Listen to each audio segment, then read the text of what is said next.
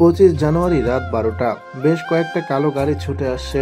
গাড়ির তীব্র আলো চোখে পড়তেই চোখটা বন্ধ হয়ে আসে মেয়েটার। সামনের কালো গাড়িটা এসে আচমকাই ব্রেক করে। সামনের গাড়ি থামতে দেখে একে একে পিছনের 5টা গাড়ি থেমে যায়। পিছনের 5 গাড়ি থেকে কালো কোট প্যান্ট পরা বেশ কয়েকটা লোক বন্দুক হাতে বেরিয়ে এসে সামনের গাড়িটাকে কভার করে ফেলে, যাতে কেউ আক্রমণ করতে না পারে। সামনের গাড়িতে বসে থাকা জিসান খান রাগান্বিত কণ্ঠে বলে, হোয়াট হ্যাপেন?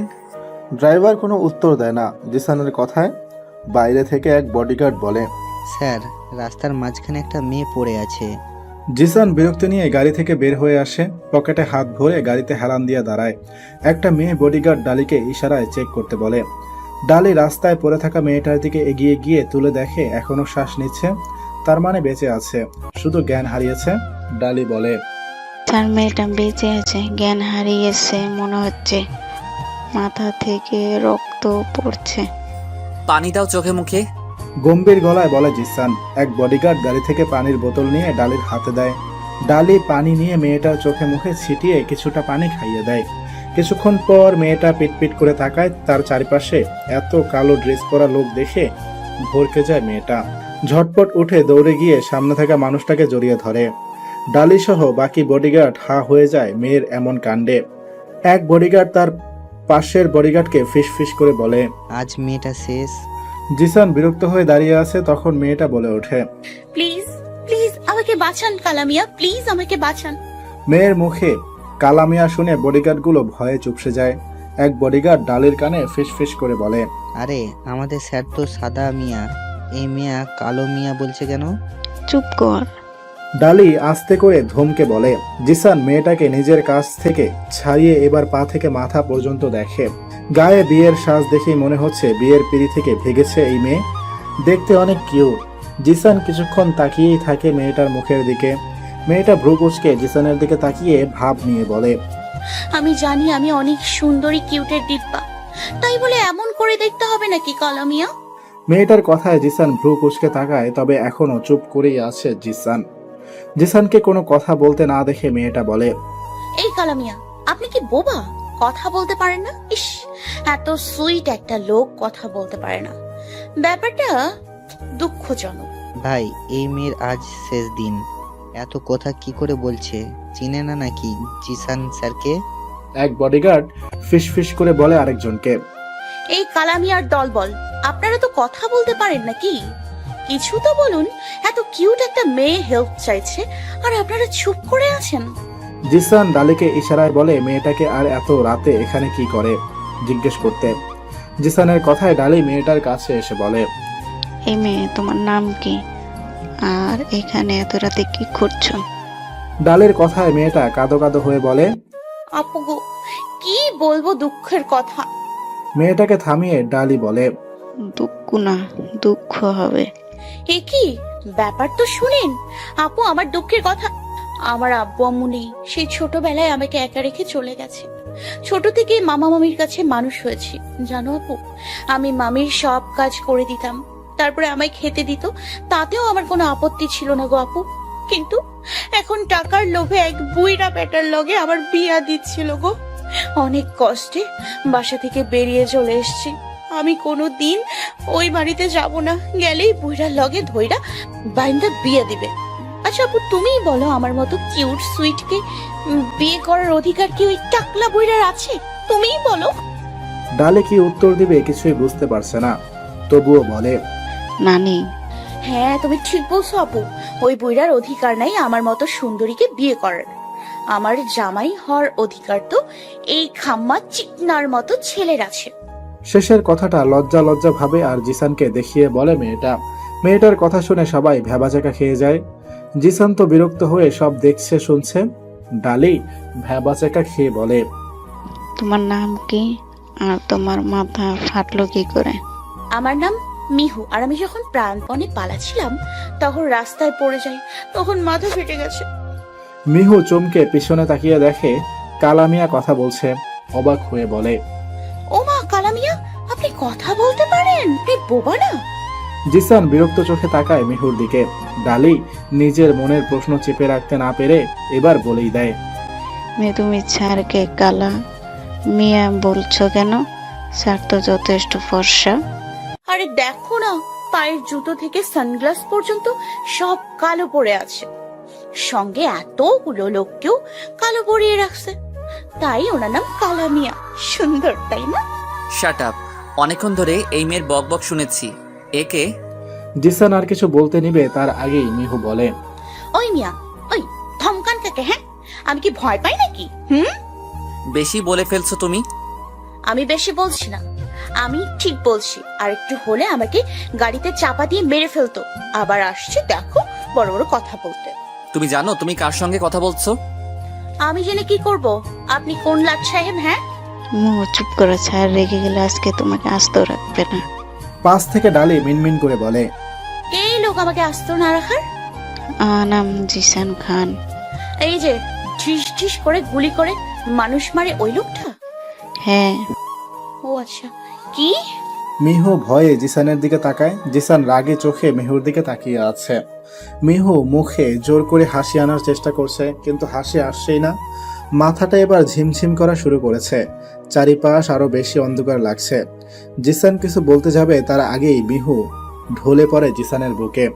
25 জানুয়ারি রাত 11:30। শিকার এইদিকে এগিয়ে আসছে, আপনি পারবেন তো পিয়ে? বিশ্বাস রাখুন স্যার, এই কাজ যখন আমি নিয়েছি ঠিক করে দেখাবো। আহনাব জিসান খানের চোখ ফাঁকি দেওয়া এত সহজ না পিয়ে। পুরো কলকাতা এক নামে ভয়ে কাঁপে, সেটা হলো জিসান। আজ পর্যন্ত তার বিরুদ্ধে কোনো প্রমাণ কেউ জোগাড় করতে পারেনি। যেই তার বিরুদ্ধে গেছে সেই লাশ হয়ে ফিরে এসেছে। আপনি এই কাজে নতুন এসে যে সিদ্ধান্ত নিয়েছেন সেটা খুব রিস্কি হয়ে যাবে আপনার জন্য। আপনার থেকে বড় বড় খেলোয়াড় আহনাব জিসান খানের হাতে মারা পড়েছে। আপনি কি এখনো চান তার বিরুদ্ধে যেতে? পিয়ে দীর্ঘশ্বাস লুকিয়ে জবাব দেয়, হ্যাঁ, যেতে চাই। এই জিসান খানের শেষ আমি দেখতে চাই। এতে আমার মৃত্যু হলেও হবে। পুরো কলকাতার মানুষকে ভয় থেকে মুক্তি করতে চাই। কত শত মায়ের বুক খালি করার প্রতিশোধ নিতে চাই আমি। কলকাতা কোনো মাফিয়ার ভয়ে থাকবে না। কলকাতা থেকে এই জিসান নামক মাফিয়ার ট্যাগ মুছে দিতে চাই আমি। পিয়ে রাগান্বিত হয়ে কথাগুলো বলে। তার যেন একটাই কাজ, এই জিসানকে শাস্তি দেওয়া। ফোনের অপর পাশ থেকে মিস্টার রাসেল বলে ওঠে, ওকে পিয়ে, জিসান খান কিছুক্ষণের মধ্যে আসবে। আপনি সাবধান থাকবেন। মনে রাখবেন, জিসান খানের কাছে ধরা পড়া মৃত্যু। আমরা আপনাকে সাহায্য করব। ওকে স্যার, আমি ফোনটা এখনই রেখে দিচ্ছি, আপনি এসে নিয়ে যাবেন। বলেই পিয়ে ফোনটা সেখানে রেখে দেয়।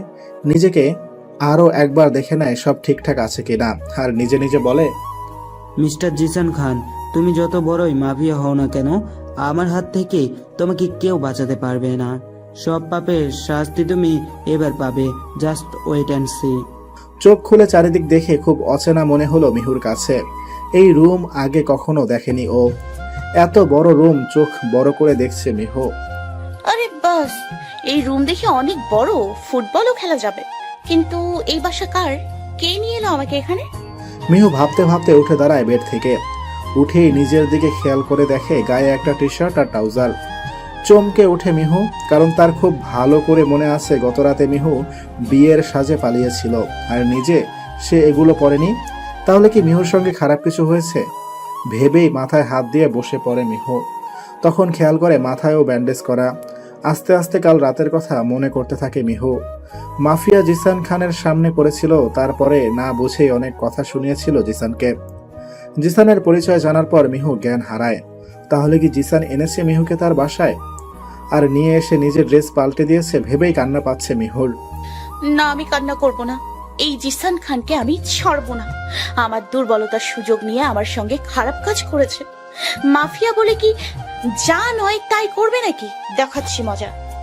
এসব নিজে নিজে বলেই মিহু উঠে দাঁড়ায়। রুম থেকে বেরিয়ে আরো একটু চমকে যায়। এ তো বিশাল বড় বাড়ি। এত বড় বাড়িতে তো অনেক রুম। জিসান কোন রুমে থাকবে কি করে বলবে মিহু? চিনবে কি করে? আরে বাবা, তো অনেক বড় বাড়ি। আমি তো হারিয়ে যাবো এই বাড়িতে একা ঘুরলে। মিহু দেখে অনেক কাজের লোক কাজ করছে। কেউ ঘর পরিষ্কার করছে, কেউ রান্না করছে। মিহু বুঝতে পারছে না এত রুমের মধ্যে কোন রুম জিসানের হবে। আমাকে যেহেতু নিচের রুমে রেখেছে, সেহেতু এই জিসানের রুম উপরেই হবে। মালিকরা তো উপরেই থাকে, বুঝেছি, এখন যাই। মিহু এসব ভেবে ওপরে যাওয়ার জন্য পা বাড়ায়। ওপরে গিয়ে পরে আরেক ঝামেলায়। ওপরেও তো অনেক রুম, কোন রুমটা জিসানের হবে এবার? মিহু এক এক করে সব রুম চেক করে, কিন্তু একটা রুমের কাছে গিয়ে দেখে রুমটায় তালা লাগানো। মিহু বুঝলো না সব রুম খোলা, অথচ এই রুমে কেন তালা লাগানো। তালাটা দেখে মনে হচ্ছে রোজ এই রুম খোলা হয়, কারণ অনেক দিন ধরে বন্ধ থাকলে তালাটায় জং ধরে থাকতো, কিন্তু এই তালায় জং নেই, চকচকে হয়ে আছে। তার মানে এই রুম রোজ খোলা হয়, কিন্তু তালা কেন দিয়ে রেখেছে বুঝতে পারছে না মিহু। মিহু ব্যাপারটা না ভেবে জিসানকে খুঁজতে লেগে পড়ে। তালা বন্ধ রুমের পাশের রুমটা জিসানের। মিহু চুপি চুপি ভিতরে যায়। পুরো রুম অন্ধকারে আচ্ছন্ন।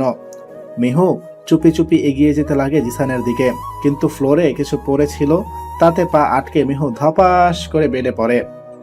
বুকের উপর ভারী কিছু পড়তেই ঘুম ভেঙে যায় জিসানের। হাত বাড়িয়ে রুমের লাইট অন করে। বুকের উপর কোনো মেয়েকে পড়ে থাকতে দেখে জিসান। মুখটা ভালো করে দেখে, কাল রাতের মেয়েটা মুখের মেকআপ নেই, চুলগুলো এলোমেলো, ভয়ে চোখ বন্ধ করে আছে। দেখতে অনেক সুন্দর লাগছে।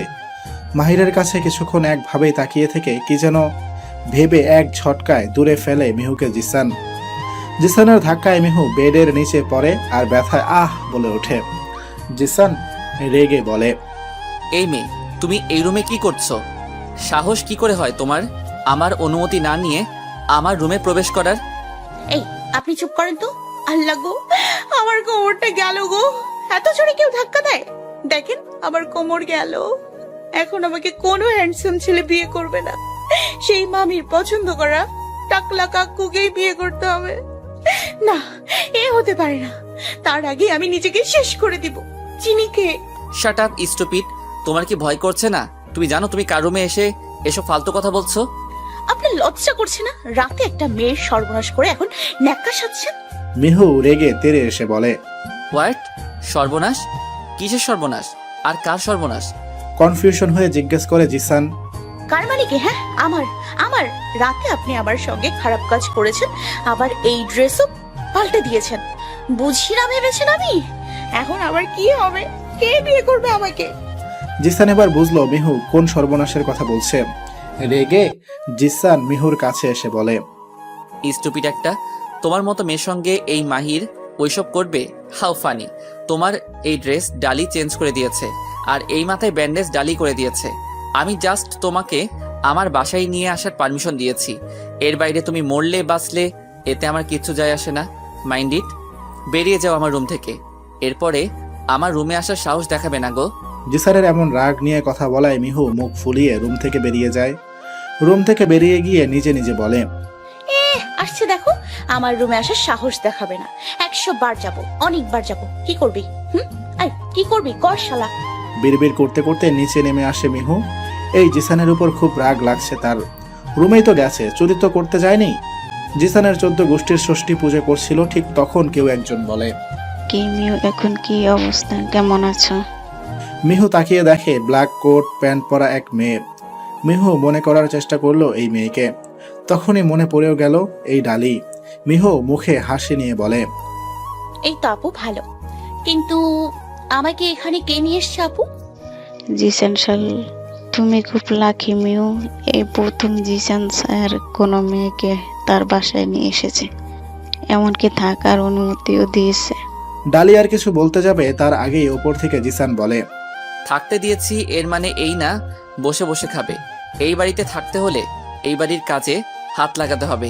এমনি এমনি তো আর কাউকে খাওয়াতে পড়াতে পারবো না। ডালি তাকে বাড়ির সব কাজ বুঝিয়ে দাও। বলেই রুমে চলে যায় জিসান। এত বড় মাফিয়া হয়েও কি কিপটামি করছে রে বাবা? মিহু মনে মনে বলে, স্যার কি বললো দেখলে তো? পারবে তুমি কাজ করতে? হ্যাঁ হ্যাঁ পারবো। মামির বাসায় তো আমিই সব কাজ করেছি। আমি অনেক ভালো রান্না পারি। রান্না ছাড়াও তোমাকে আরেকটা কাজ করতে হবে। মিহু ভ্রু কুচকে জিজ্ঞেস করে, কি কাজ? ডালি মিহুকে বলে। আমার সঙ্গে এসো। ডালি মিহুকে নিয়ে একটা রুমের দিকে যেতে লাগে। মিহু বুঝতে পারছে না ডালি কোথায় নিয়ে যাচ্ছে তাকে। একটা রুমের কাছে গিয়ে দরজা খুলে ভিতরে যায় ডালি। মিহু ভিতরে গিয়ে দেখে বেডে একটা মহিলা শুয়ে আছে। মিহু বুঝলো না এই মহিলা কে। মিহু প্রশ্ন ভরা চোখে ডালির দিকে তাকায়।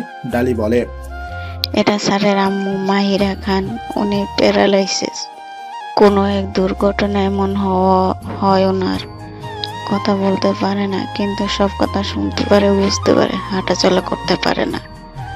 এই রুমে সারাক্ষণ পড়ে থাকে। কিছুদিন আগে স্যার আমাকে বলেছিল ম্যামের জন্য ভালো কাউকে নিয়ে আসতে, যাতে দেখাশোনা করতে পারে ভালো করে।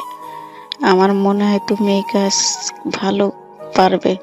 তো তুমি কি ম্যামের দেখাশোনা করতে চাও? মিহু এক দৃষ্টিতে তাকিয়েছিল জিসানের আম্মুর দিকে।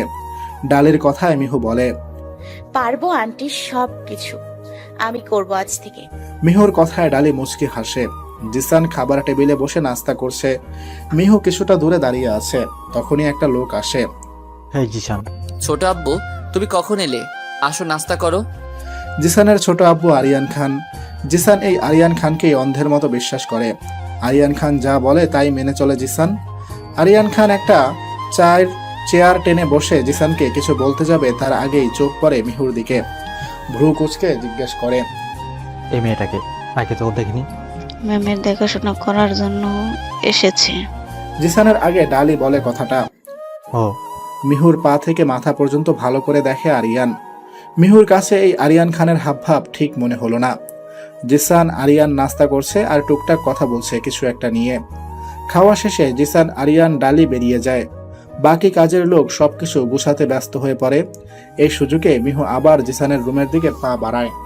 সকালে উঠে জিসান রেডি হয়ে নিচে আসে। নাস্তা করেই বেরিয়ে পড়বে তার রোজকার কাজে।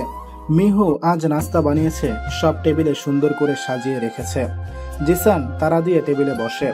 রম্পি, আমার নাস্তা জলদি দে, বের হতে হবে, কাজ আছে।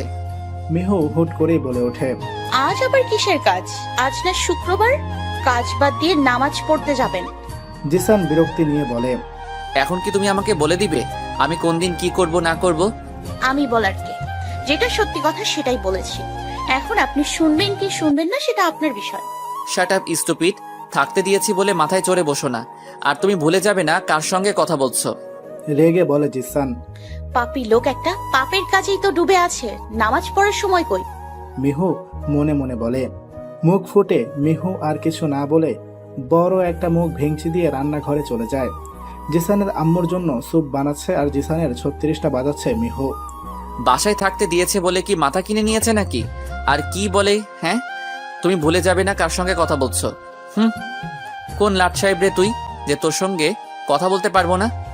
নিজে নিজে বাকবাকুম করছে আর স্যুপ বানাচ্ছে মিহু। স্যুপ বানানো শেষ হলে সেটা নিয়ে যায় মাহিরা খানের রুমে। রুমে প্রবেশ করে দেখে জিসান বসে আছে মাহিরা খানের পাশে। জিসানের হাতে তার আম্মুর হাত। মুখের দিকে তাকিয়ে আছে, কোনো কথা বলছে না। মিহু রুমের বাইরে গেল। আবার হুট করে তো আর যাওয়া যায় না ভিতরে। বাইরে গিয়ে নক করলো মিহু। জিসান পিছনে তাকিয়ে দেখে মিহু খাবার হাতে। মিহুকে দেখে জিসান ভ্রু কুচকে বলে, তুমি এখানে? মিহু মুখ ভার করে অন্যদিকে তাকিয়ে জবাব দেয়, ডালি আপু আন্টি দেখাশোনার জন্য আমাকে রেখেছে। মিহুর কথা বলার ভঙ্গি দেখে অবাক হলো জিসানের কাছে। এই মেয়েকে অনেক আজব মনে হচ্ছে।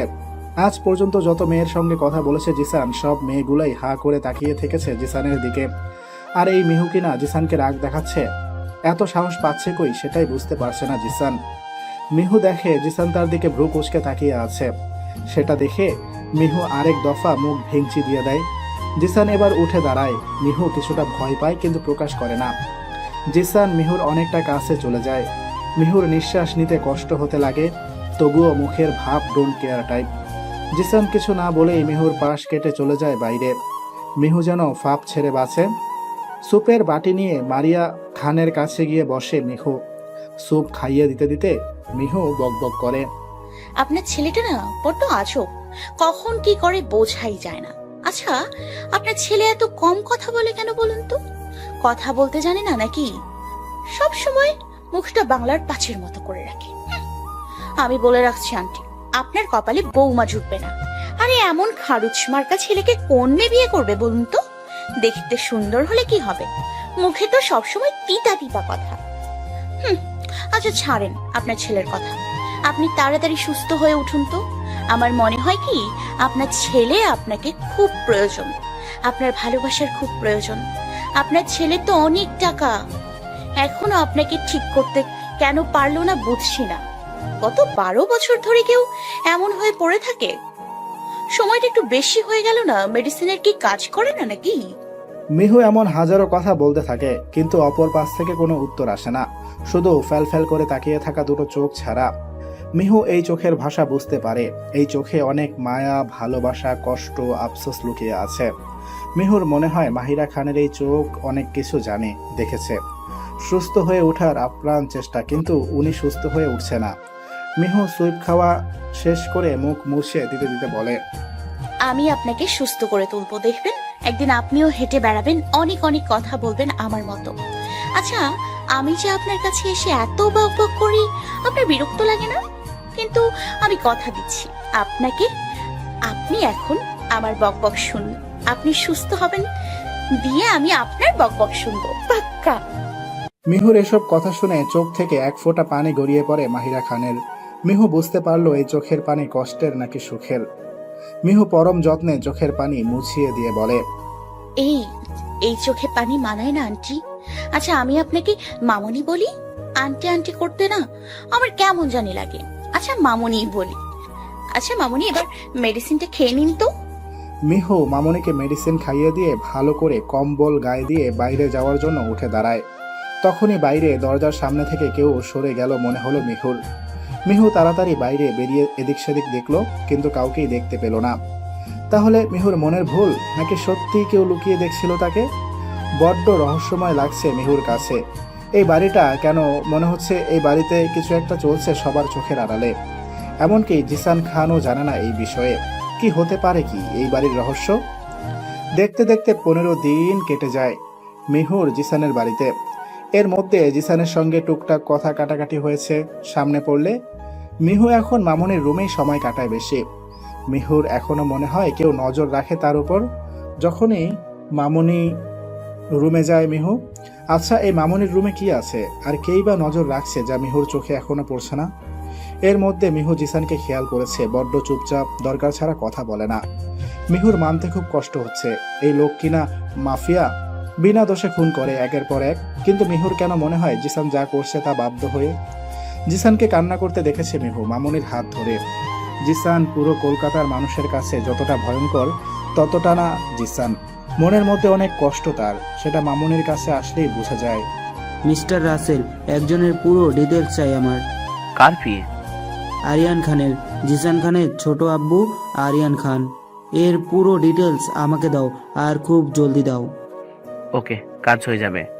আকাশে ঘন কালো মেঘ উঠেছে, মনে হয় বৃষ্টি হবে। ছাদে কাপড় শুকাতে দেওয়া আছে। মিহু ছাদে গিয়ে এক এক করে সব কাপড় তুলে নিয়ে নিচে নামতে লাগে। এর মধ্যে অনেক জোরে গর্জে ওঠে মেঘ।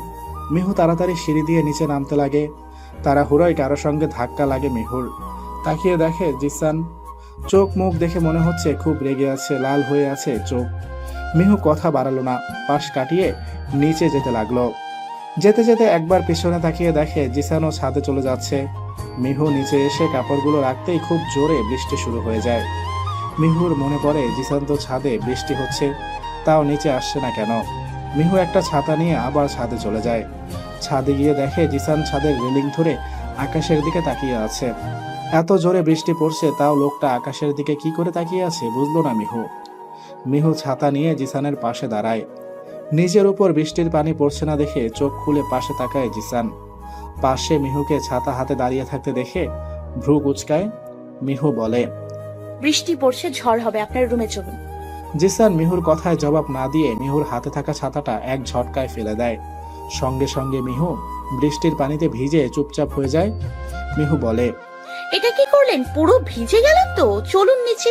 কথাটা বলেই মিহু জিসানের হাত ধরে টেনে নিয়ে যেতে লাগে, কিন্তু এক চুলও নড়াতে পারলো না জিসানকে মিহু। উল্টো জিসান মিহুকে এক টানে নিজের একদম কাছে নিয়ে আসে। মিহু কিছু বলতে গিয়েও বলতে পারলো না, জিসানের চোখের দিকে তাকিয়ে। জিসান মুখ খোলে, I need care, I need love. ভালোবাসা চাই আমার, অনেক বেশি ভালোবাসা। জিসানের এই এলোমেলো কথা কিছু বুঝতে পারলো না মিহু। তবে কথা শুনে মিহু বুঝলো জিসান ড্রিঙ্ক করেছে, যা বলছে সব নেশায় বলছে। জিসান মিহুকে আরো একটু কাছে এনে বলে, আজ জ্যামে আটকে পড়েছিলাম রাস্তায়, তখন আমি কি দেখেছি জানো? নেশা ওঠা কণ্ঠে বলে জিসান, কি কি কি? এক সুখী পরিবার। ভদ্রলোক তার প্রিয়সী ও তার ফুটফুটে এক মেয়ের হাত খুব যত্নে ধরে রাস্তা পার করছে। আমার কোম্পানিতে সামান্য স্টাফ ও সুখী, ভালোবাসার মানুষের সঙ্গে দেখা করতে যাবে বলে আমার কাছে ছুটি নেই। সেই দিনে আমি দেখেছি সেই স্টাফের লজ্জা ও প্রাপ্তি মাখা মুখ। সবার ভালোবাসার মানুষ আছে, আমার কেন নেই? পৃথিবীর সবাই সুখী, আমি কেন সুখী নই? কি নেই আমার? টাকা, বাড়ি, গাড়ি সব আছে, কিন্তু আমি কেন শান্তি পাচ্ছি না? জিসানের এমন কথায় মিহু কি উত্তর দিবে খুঁজে পাচ্ছে না।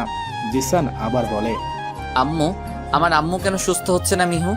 এত বছর ধরে তো আমি কম চেষ্টা করিনি, তবুও কেন ঠিক হচ্ছে না? আম্মু বুঝে না তার ভালোবাসা আমার খুব দরকার। সেই দিনটা কেন এলো আমার জীবনে? কেন কেন আমার কাছ থেকে আমার আব্বুকে কেড়ে নিল, আমার আম্মুর ভালোবাসা কেড়ে নিল, আমার স্বপ্ন কেড়ে নিল, সব সব কেড়ে নিয়েছে আমার সেই দিনটাই। জিসান কান্না করছে, অনেক বেশি কান্না করছে। মিহু ভাবতেও পারেনি এত গভীর একটা লোকের মনে এত কষ্ট আছে। টাকা, বাড়ি, গাড়ি থাকলেই শুধু সুখী হওয়া যায় না। কপালে সুখ থাকলে রিক্সা চালকের ঘরেও সুখে থাকবে, আর না থাকলে কোটিপতি হলেও সুখ আসবে না। মিহু জিসানকে কোনো মতে ধরে জিসানের রুমে নিয়ে আসে। অনেক বুঝিয়ে মিহু জিসানকে কাপড় পাল্টাতে বলে, কিন্তু জিসান শুনছেই না। আরে এই ভেজা কাপড় পরে থাকলে আপনার জ্বর হবে, বুঝেন না কেন? তার আগে তুমি বলো, তুমি এত কিউট কেন? জিসানের এহেম কথায় চোখ বড় করে তাকায় মিহু। যে জ্ঞান থাকতে মিহুকে দেখতেই পারে না, সে কিনা মিহুকে কিউট বলছে, ভাবা যায়? হ্যাঁ আমি জানি আমি অনেক কিউট, এখন আপনি চেঞ্জ করেন। তুমি করিয়ে দাও। নাউজুবিল্লাহ, আমি পারবো না, আপনি নিচে করেন। তাহলে থাক, এভাবেই শুয়ে পড়ি। এই না না প্লিজ, আচ্ছা ওয়েট, আমি করে দিচ্ছি। মিহু জিসানের টি শার্ট আর ট্রাউজার নিয়ে আসে। অনেক কষ্ট করে ভিজা জামাটা খুলে শুকনো টি শার্ট পরিয়ে দেয়। প্লিজ আপনার পায়ে পড়ি, এবার নিজে ট্রাউজারটা পরুন। মিহুর মুখের দিকে তাকিয়ে বোকা মার্কা একটা হাসি দিয়ে বলে জিসান। আচ্ছা। জিসান ড্রেস চেঞ্জ করে নেয়। মিহু খাবার এনে বলে, খেয়ে নিন।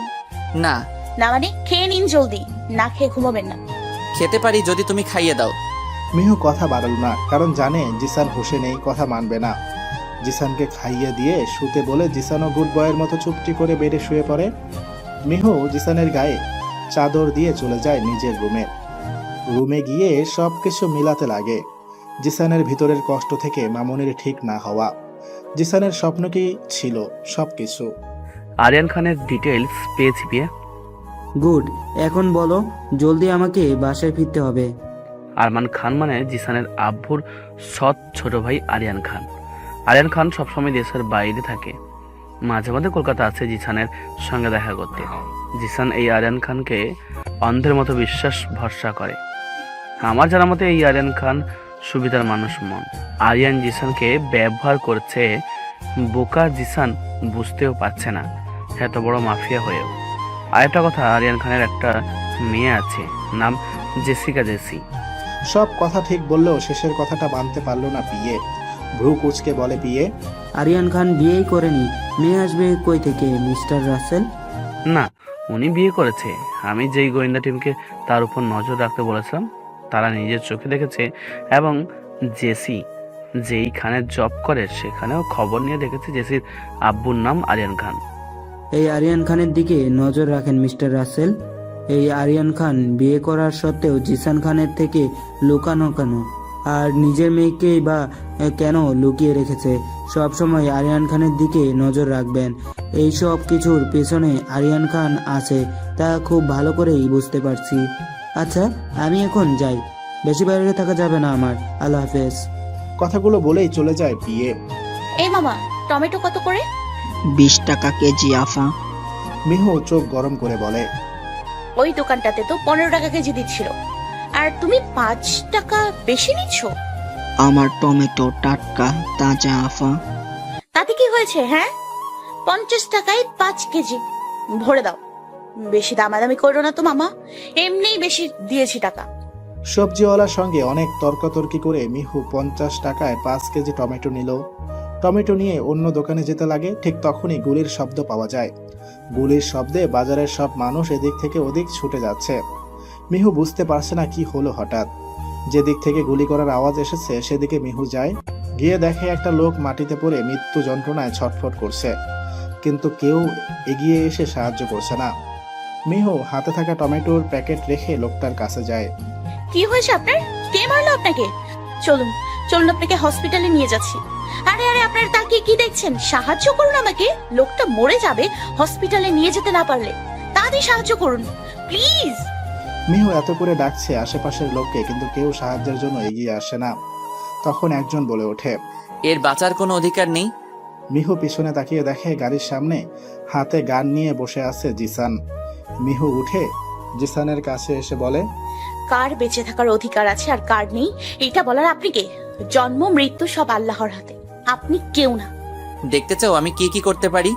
মিহু কিছু বলার আগেই জিসান মাটিতে পড়ে থাকা লোকটাকে আরো 3টা পরপর গুলি করে দেয়। সঙ্গে সঙ্গে লোকটা চলে যায় মৃত্যুর কোলে। মিহু ঠায় দাঁড়িয়ে থাকে। সেখানে জিসান মিহুকে কিছু না বলে মিহুর সামনে দিয়ে শীষ বাজাতে বাজাতে চলে যায়। মিহুর জিসানের প্রতি ঘৃণা আরো বেশি বেড়ে যায়। জিসান বাসায় ফিরে সোজা রান্নাঘরে যায়। ডালি অবাক হয়, আজ পর্যন্ত জিসানকে রান্নাঘরে যেতে দেখেনি। মিহু মামুনির জন্য স্যুপ করছিল, ঠিক তখনই জিসান এসে মিহুর হাত ধরে বাইরে নিয়ে এসে ছুঁড়ে ফেলে সোফায়। চিৎকার করে বলে জিসান, ডালি, এই মেয়েকে ভালো করে বুঝিয়ে দাও, এর পরের বার যেন আমার কোনো কাজে বাধা না হয়ে দাঁড়ায়। ডালি কিছুই বুঝলো না কি বলছে জিসান, কারণ ডালি আজ জিসানের সঙ্গে ছিল না। মিহু বলে, আপনি নিজেকে কি ভেবেছেন? সবাই আপনাকে ভয় পায় বলে আমিও ভয় পাবো? কখনোই না। অন্যায়কারীদের আমি কখনোই ভয় পাবো না। আপনাকেও ভয় পাই না আমি। জিসান রেগে মিহুর চুলের মুঠি ধরে কাছে নিয়ে এসে বলে, জিসানের সঙ্গে লাগতে এসো না, পরিণাম ভালো হবে না। তোমার কপাল যে আজ আমি তোমাকে ছেড়ে দিয়েছি, ওখানে মেরে ফেলিনি। আমার কাজে বাধা হয়ে দাঁড়াবার জন্য তোমাকে শাস্তি পেতে হবে। মিহু ব্যথায় বলে, ছাড়ুন আমাকে, ব্যথা লাগছে। জিসান আরো শক্ত করে ধরে বলে, লাগুক। ডালি, এই মেয়ে যেন আজ খাবার না পায়। আর বেশি উঠলে বলে দাও তাকে তার মামির বাসায় রেখে আসবো, সঙ্গে সেই বুড়োর সঙ্গে বিয়ে দিয়ে আসবো। এটা বলেই জিসান উপরে চলে যায়। এইদিকে মিহুর আগে ফুঁসতে থাকে। ডালি মিহুর কাছে এসে বলে, স্যার এমন কেন করলো মিহু? কি করছো তুমি? মিহু ডালিকে বলে বাজারের কথা। তোমার স্যার খুব বাজে আপু। মিহু, তুমি স্যারকে ভুল বুঝছো। স্যার কোনো সাধু সন্ন্যাসী লোককে মারেনি। এই লোক মেয়ে ব্যবসায়ীদের লিডার, হাজার হাজার মেয়েদের পাচার করে বিদেশে, সেটা শাস্তি জিসান স্যার দিয়েছে তাকে। কিন্তু উনি কেন শাস্তি দেবে? নিজের হাতে কেন আইন তুলে নিয়ে খুনি হবে? ওদের শাস্তি দেওয়ার জন্য তো পুলিশ আছে। মিহু, তুমি ভুলে যাচ্ছ, জিসান স্যার পেশায় মাফিয়া। ওনার কাজ এই খুন মারামারি। এটা বলেই ডালি চলে যায়। মিহুও উঠে রান্নাঘরে চলে যায়। স্যার, মিহু মেয়েটাকে আমার সুবিধা মনে হচ্ছে না। সেখানে কলকাতার সবাই জিসান স্যারকে ভয় পায়, সেখানে ওই মেয়ে স্যারের মুখে মুখে কথা বলছে, স্যারের কাছে বাধা হয়ে দাঁড়াচ্ছে। আগন্তুক ফোনে কাউকে এই কথা বলে। ফোনের ওই পাশ থেকে কেউ বলে ওঠে, আমি এই মেয়েকে দেখে বুঝেছিলাম এই মেয়ে সাধারণ কেউ না। এই মেয়ের চোখে আমি প্রতিশোধের আগুন দেখেছি। তবে তুমি খবর নাও, এই মেয়ে কি করতে কি কাজে খান বাড়িতে ঢুকেছে। আর যদি জিসান থেকে এই মেয়েকে আলাদা রাখার চেষ্টা করবা, জিসান কোনোভাবেই যেন এই মেয়ের প্রতি দুর্বল না হয়। আজ পর্যন্ত জিসানের কাছে যে বাধা হয়েছে সে নিজের জীবন বাঁচাতে পারেনি। এই মেয়ে এত কিছু করে বেঁচে আছে, মানে জিসান এই মেয়েকে পছন্দ করে। তুমি সব রকমের খবর আমাকে দিতে থাকো, বাকিটা আমি দেখছি। মিহু কফি নিয়ে জিসানের রুমে যায়। কোনো কথা ছাড়া দরজায় নক করে মিহু। কামিং। মিহু ভিতরে গিয়ে দেখে জিসান সোফায় বসে ল্যাপটপে কাজ করছে। মিহু কথা ছাড়াই কফির মগটা ঠপ করে টেবিলের উপর রাখে। এমনভাবে কফি রাখায় জিসান অবাক হয়ে মিহুর দিকে তাকায়। মিহু মুখ ভার করে আছে। জিসান বুঝতে পারে না এই মেয়ে তাকে ভয় কেন পায় না। মিহু চলে যেতে নিচ্ছিল, তখন জিসান বলে, দাঁড়াও। মিহু কিছু না বলে দাঁড়িয়ে যায়। জিসান নিজেই জানে না ও মিহুকে দাঁড়াতে কেন বলল। অনেকক্ষণ ধরে মিহু দাঁড়িয়ে আছে, কিন্তু জিসান কিছুই বলছে না। মিহু এবার বিরক্ত হচ্ছে। বিরক্ত হয়েই বলে, কিছু বলবেন স্যার? কি? মিহু বিরক্ত হয়ে দাঁতে দাঁত চেপে বলে, কিছু বলবেন? হ্যাঁ, বলছিলাম আম্মু কেমন আছে? মেডিসিন খাচ্ছে তো ঠিক মতো? নিজে গিয়ে দেখে আসতে পারিস না? আমারে জিজ্ঞেস করিস কেন? মনে মনে বলে মিহু। জিসান উত্তর না পেয়ে বলে, কি হলো, উত্তর কই? জি ভালো আছেন, মেডিসিনও খাচ্ছে ঠিক মতো। আর কিছু? আর কিছু মানে কি? মানে আর কিছু বলবেন? ওহ না, ডিনার রেডি করো, আমি আসছি খেতে। মিহু জি বলে বেরিয়ে আসে জিসানের রুম থেকে। রাত 1টা বাজে। মিহুর ঘুম আসছে না, তাই সে ছাদে যাবে বলে উঠে দাঁড়ায়। রুম থেকে বেরিয়ে উপরে যেতে লাগে। পুরো বাসা অন্ধকার, সবাই ঘুমাচ্ছে। মিহু দোতলায় উঠে দেখতে পায় জিসান রুম থেকে বের হচ্ছে। এই মুহূর্তে জিসানের সামনে পড়ার কোনো ইচ্ছে নেই মিহুর, তাই সে লুকিয়ে পড়ে। কিন্তু জিসান এত রাতে কোথায় যাচ্ছে বুঝতে পারছে না মিহু।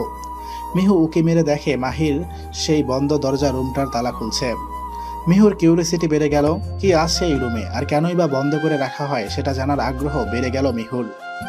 জিসান এত রাতেই বা কেন এই রুমে যাচ্ছে, কি আছে এই রুমে? জিসান রুমের ভিতরে ঢুকে লাইট অন করে হালকা করে দরজাটা চেপে দিল। মিহু পায়ে পরা জুতাটা সেখানেই খুলে রাখে যাতে পায়ের আওয়াজ না হয়। মিহু চুপি চুপি দরজার কাছে এসে কপারের ফাঁক দিয়ে দেখার চেষ্টা করে ভিতরে কি আছে তা, কিন্তু মিহু দেখতে পাচ্ছে না, কারণ দরজার ফাঁক দিয়ে যেটুকু দেখা যায় সেইখানে জিসান দাঁড়িয়ে আছে। কিছুতেই সরছে না জিসান। মিহু বিরক্ত হয়, বুঝতে পারছে না এক জায়গায় দাঁড়িয়ে সামনে কি দেখছে জিসান। বেশ অনেকক্ষণ পরে জিসান সেখান থেকে সরে দাঁড়ায়। মিহুও দেখে সামনে একটা বড় ফ্রেমের ছবি, একটা লোক, তার সঙ্গে একটা ছোট 10 থেকে 12 বছরের ছেলের ছবি। মিহু বুঝতে পারছে না এই ছবিটা কার। ছোট ছেলেটাকে দেখে জিসানের মতো লাগছে। তাহলে কি ভদ্রলোক জিসানের বাবা? মিহুর চোখ আরেকটু নিচে নেমে এলে সেখানেও একটা ছবি টাঙানো। হ্যাঁ, মিহু ঠিক ধরেছে, এটা জিসানের বাবা, কারণ নিচের ছবিটায় মামনি, জিসান আর জিসানের আব্বু একসঙ্গে আছেন। কথায় কথায় ডালির কাছে শুনেছিল মিহু জিসানের বাবা নাকি খুন হয়েছে। কে করতে পারে জিসানের বাবাকে খুন? মিহু এটাও শুনেছে জিসানের বাবা কোনো মাফিয়া ছিলেন না, উচ্চ পদের বিজনেসম্যান ছিলেন আরমান খান। আর ছোট থেকেও জিসান মাফিয়া না, তাহলে সেই সময় শত্রু তো থাকার কথা না। তাহলে জিসানের বাবা খুন হলো কার হাতে? মিহুর মনে একটা প্রশ্ন এলো, জিসান কি জানে তার বাবার খুনিকে নাকি জানে না? এই রুম বন্ধ করে রাখা হয় মানে এই রুমে আরো কিছু লুকিয়ে আছে। মিহুকে এই রুম ঘেটে দেখতেই হবে একদিন। বেশ অনেকক্ষণ পরে জিসান রুম থেকে বেরিয়ে আসতে নেয়। মিহু এটা দেখার পরে তাড়াতাড়ি আবার আগের জায়গায় লুকিয়ে পড়ে। জিসান রুম থেকে বেরিয়ে আবার তালা ঝুলিয়ে দেয় সেই রুমে। তালা দিয়ে নিজের রুমে চলে যায়। সকালে উঠে মিহু মামুনির রুমে যায়। গিয়ে দেখে মামুনির মেডিসিন শেষ হয়ে গেছে। এটা জিসানকে বলতে হবে ভেবে মিহু জিসানের রুমের দিকে যায়। জিসানের রুমের কাছে এসে নক না করেই ভিতরে চলে যায়। জিসান মাত্র শাওয়ার নিয়ে বের হয়েছে, আলমারি থেকে ড্রেস বের করছে পরার জন্য। মিহু ভিতরে গিয়ে হা হয়ে যায়। নিজের লজ্জার মাথা খেয়ে হা করে তাকিয়ে থাকে জিসানের পিঠের দিকে। জিসান এখনো দেখেনি মিহু রুমে এসে বেহায়ার মতো তাকে দেখছে। জিসানের হাতে বেল ছিল, সেটা হাত থেকে টুস করে পড়ে যায়। সেই আওয়াজে মিহুর ধ্যান আসে। সে কি করছিল ভেবেই নিজের উপর রাগ লাগে তার। জিসান এখনো মিহুকে দেখেনি, তাই আবার রুমের বাইরে চলে যায় মিহু, আর নিজেকে নিজেই বকা দেয়। ছি মিহু, তুই কবে থেকে এত লজ্জাহীন হলি রে? কি বেহায়ার মতো দেখছিলি? যদি জিসান দেখে ফেলতো তখন কি হতো? ছি ছি ছি। মনে মনে বলে। নিজেকে ঠিক করে নক করে মিহু। স্যার আসবো?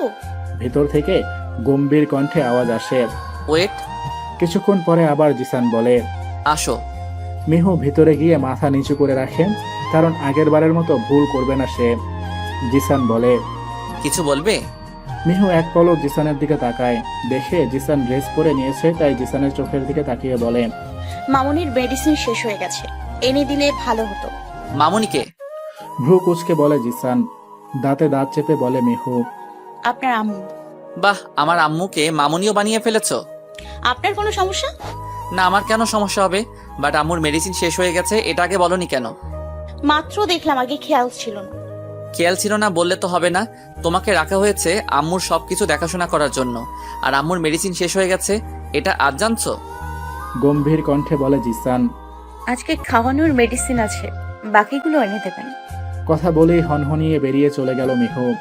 জিসান খুব ভালো করেই বুঝতে পারছে এই মেয়ে অনেক জেদি প্লাস রাগী একটা মেয়ে। আমি আপনাকে যে মেডিসিন পাঠিয়েছি সেটা ঠিক কিসের মেডিসিন চেক করে বলেন আমাকে মিস্টার রাসেল। আমি আপনাকে 2 দিনের মধ্যে চেক করে বলছি পিয়ে। ঠিক আছে, রাখছি এখন। মিহুর হাতে মামনির নতুন মেডিসিন এনে ধরিয়ে দেয় ডালি। মিহু সব চেক করে মামনির রুমে রেখে আসে। রান্না শেষ করে গোসল করতে চলে যায় মিহু।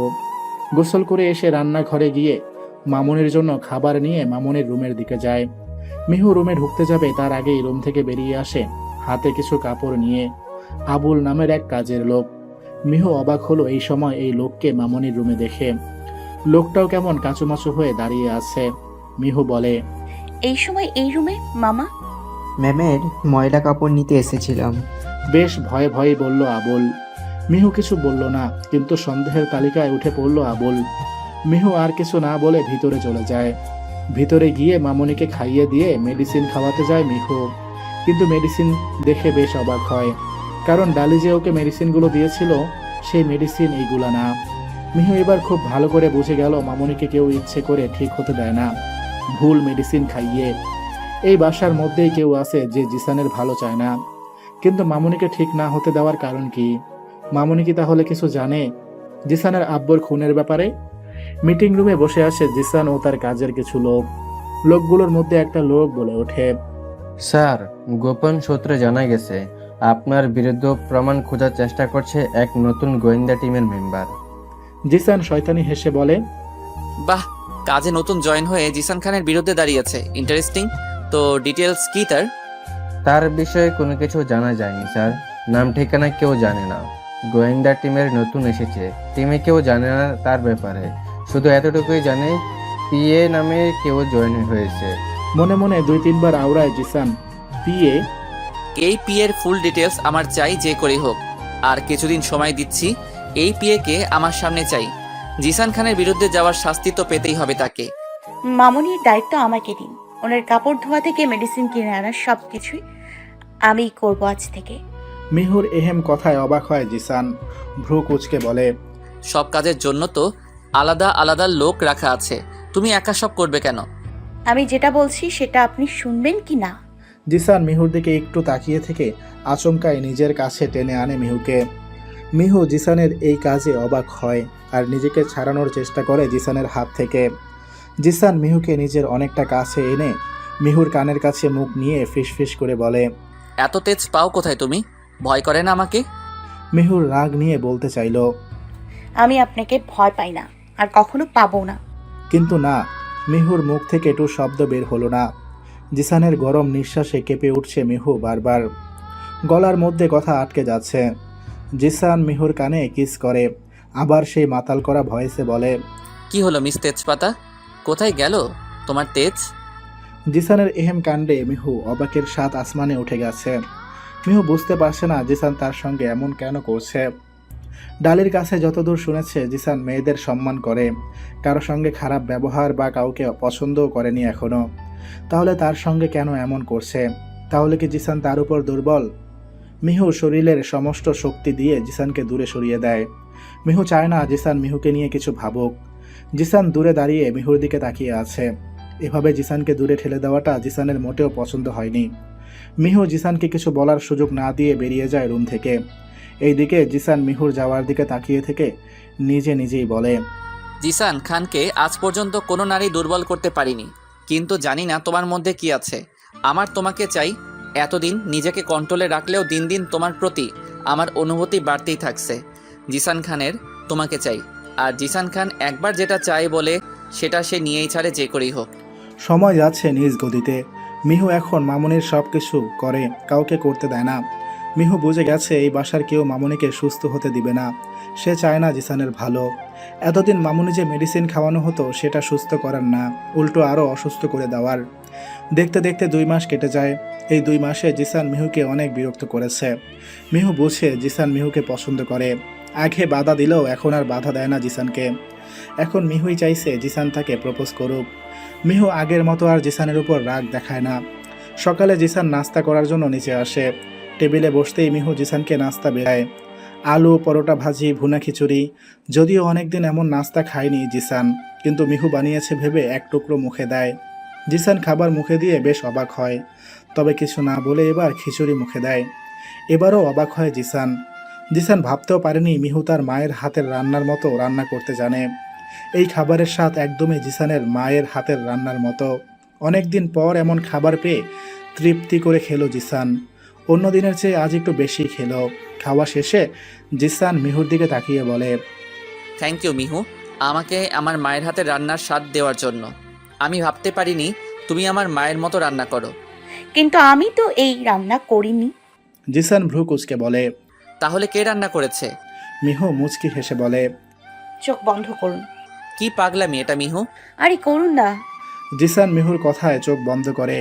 বেশ কিছুক্ষণ পরে মাথায় কারো হাতের স্পর্শ পায়। জিসান চোখ খুলে সামনে তাকিয়ে আকাশ থেকে পড়ার মতো চমকে ওঠে। জিসানের চোখে পানি, মুখে কিছু বলতে চাচ্ছে বাট বলতে পারছে না। অনেক কষ্টে মুখ থেকে একটা বাক্য বের করে।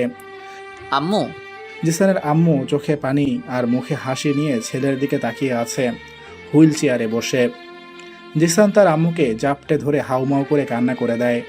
মিহু দূর থেকে মা ছেলের ভালোবাসা দেখছে আর চোখের পানি ফেলছে খুশির কান্না। বেশ অনেকক্ষণ ধরে কান্না করছে জিসান তার আম্মুকে ধরে, কিছু বলছেও না।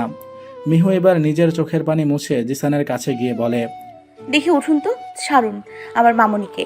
আপনি এমন করে আমার মামনিকে কাঁদাবেন জানলে কখনো নিয়ে আসতাম না আপনার কাছে।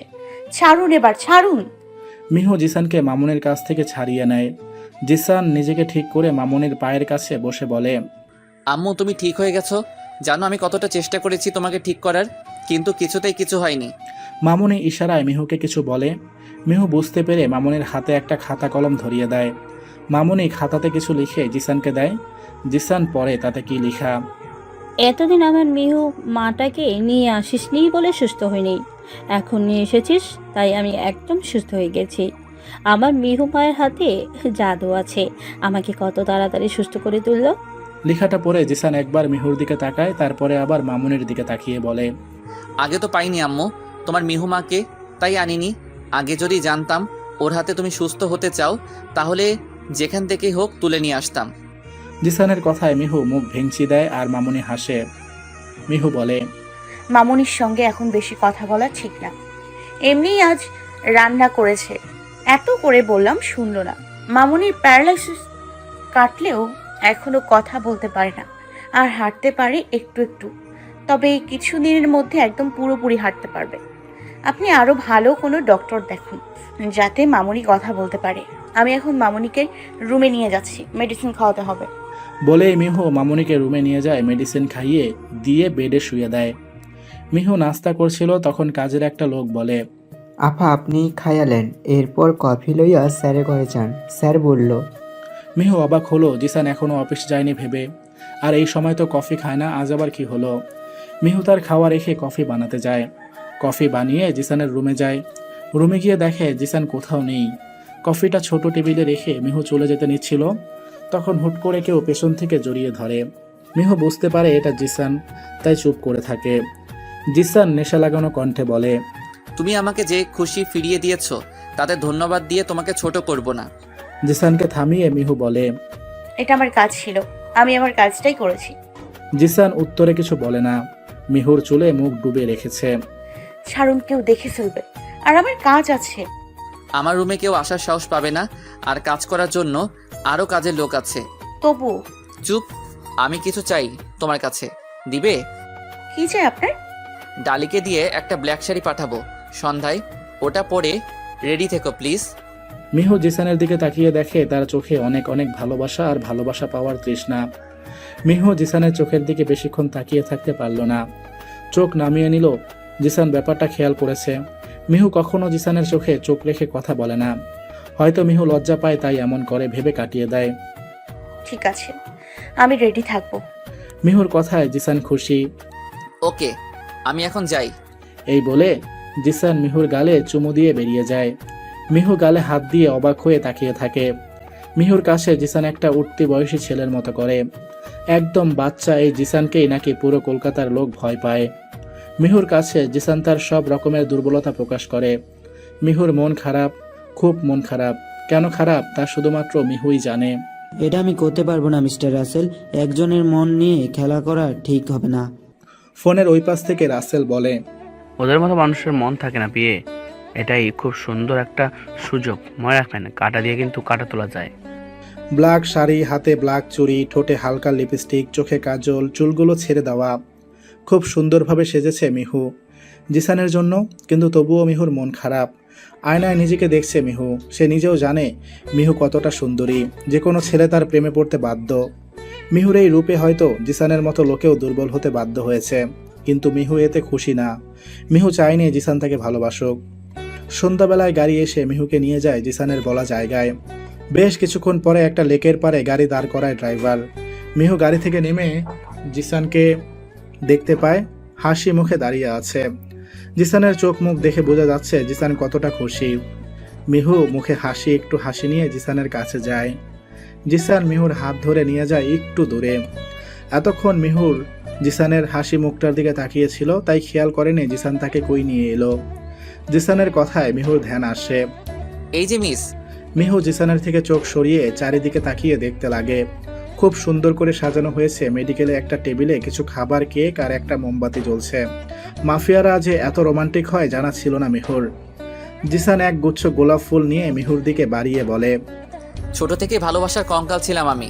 প্রথমে আব্বু ছেড়ে চলে যায়, তারপরে আম্মু থেকেও না থাকার মতো হয়ে যায়। কারো ভালোবাসা জোটেনি আমার কপালে। প্রথম যখন বধূ বেশে তোমাকে দেখেছিলাম তখনই আমার ভালো লেগেছিল, তাই আমি তোমাকে আমার বাসায় নিয়ে আসি। আমি দেখতে চাইছিলাম তুমি কেমন। আমার আম্মুকে আমার কাছে ফিরিয়ে দিয়েছো, আমার হাসির কারণ হয়েছো। তোমার আশেপাশে থাকলে আমার শান্তি লাগে। আমাকে সারা জীবনের জন্য এই শান্তিটুকু দিবে? হয়ে যাবে তুমি আমার। আমি ফিল করেছি তুমি আমার কাছ থেকে দূরে গেলে তুমিময় বেদনা আমাকে জ্বালিয়ে শেষ করে দেয়। প্লিজ আমার হয়ে যাও, সারা জীবনের শান্তির কারণ হয়ে যাও। তোমার বুইড়া জামাই পছন্দ না, প্রথম দিন বলছো। তুমি এটাও বলেছিলে আমার মতো ছেলে তোমার জামাই হওয়া উচিত। আমার মতো না হয়ে আমি তোমার জামাই হয়ে যাই। Will you marry me Mihu? জিসানের প্রতিটি কথা মিহুর মনে শিহরণ জাগিয়ে তুলেছে। জিসান তাকে এত ভালোবাসে মিহু বোঝেনি। মিহু কিছু না বলে ঝাঁপিয়ে পড়ে জিসানের বুকে।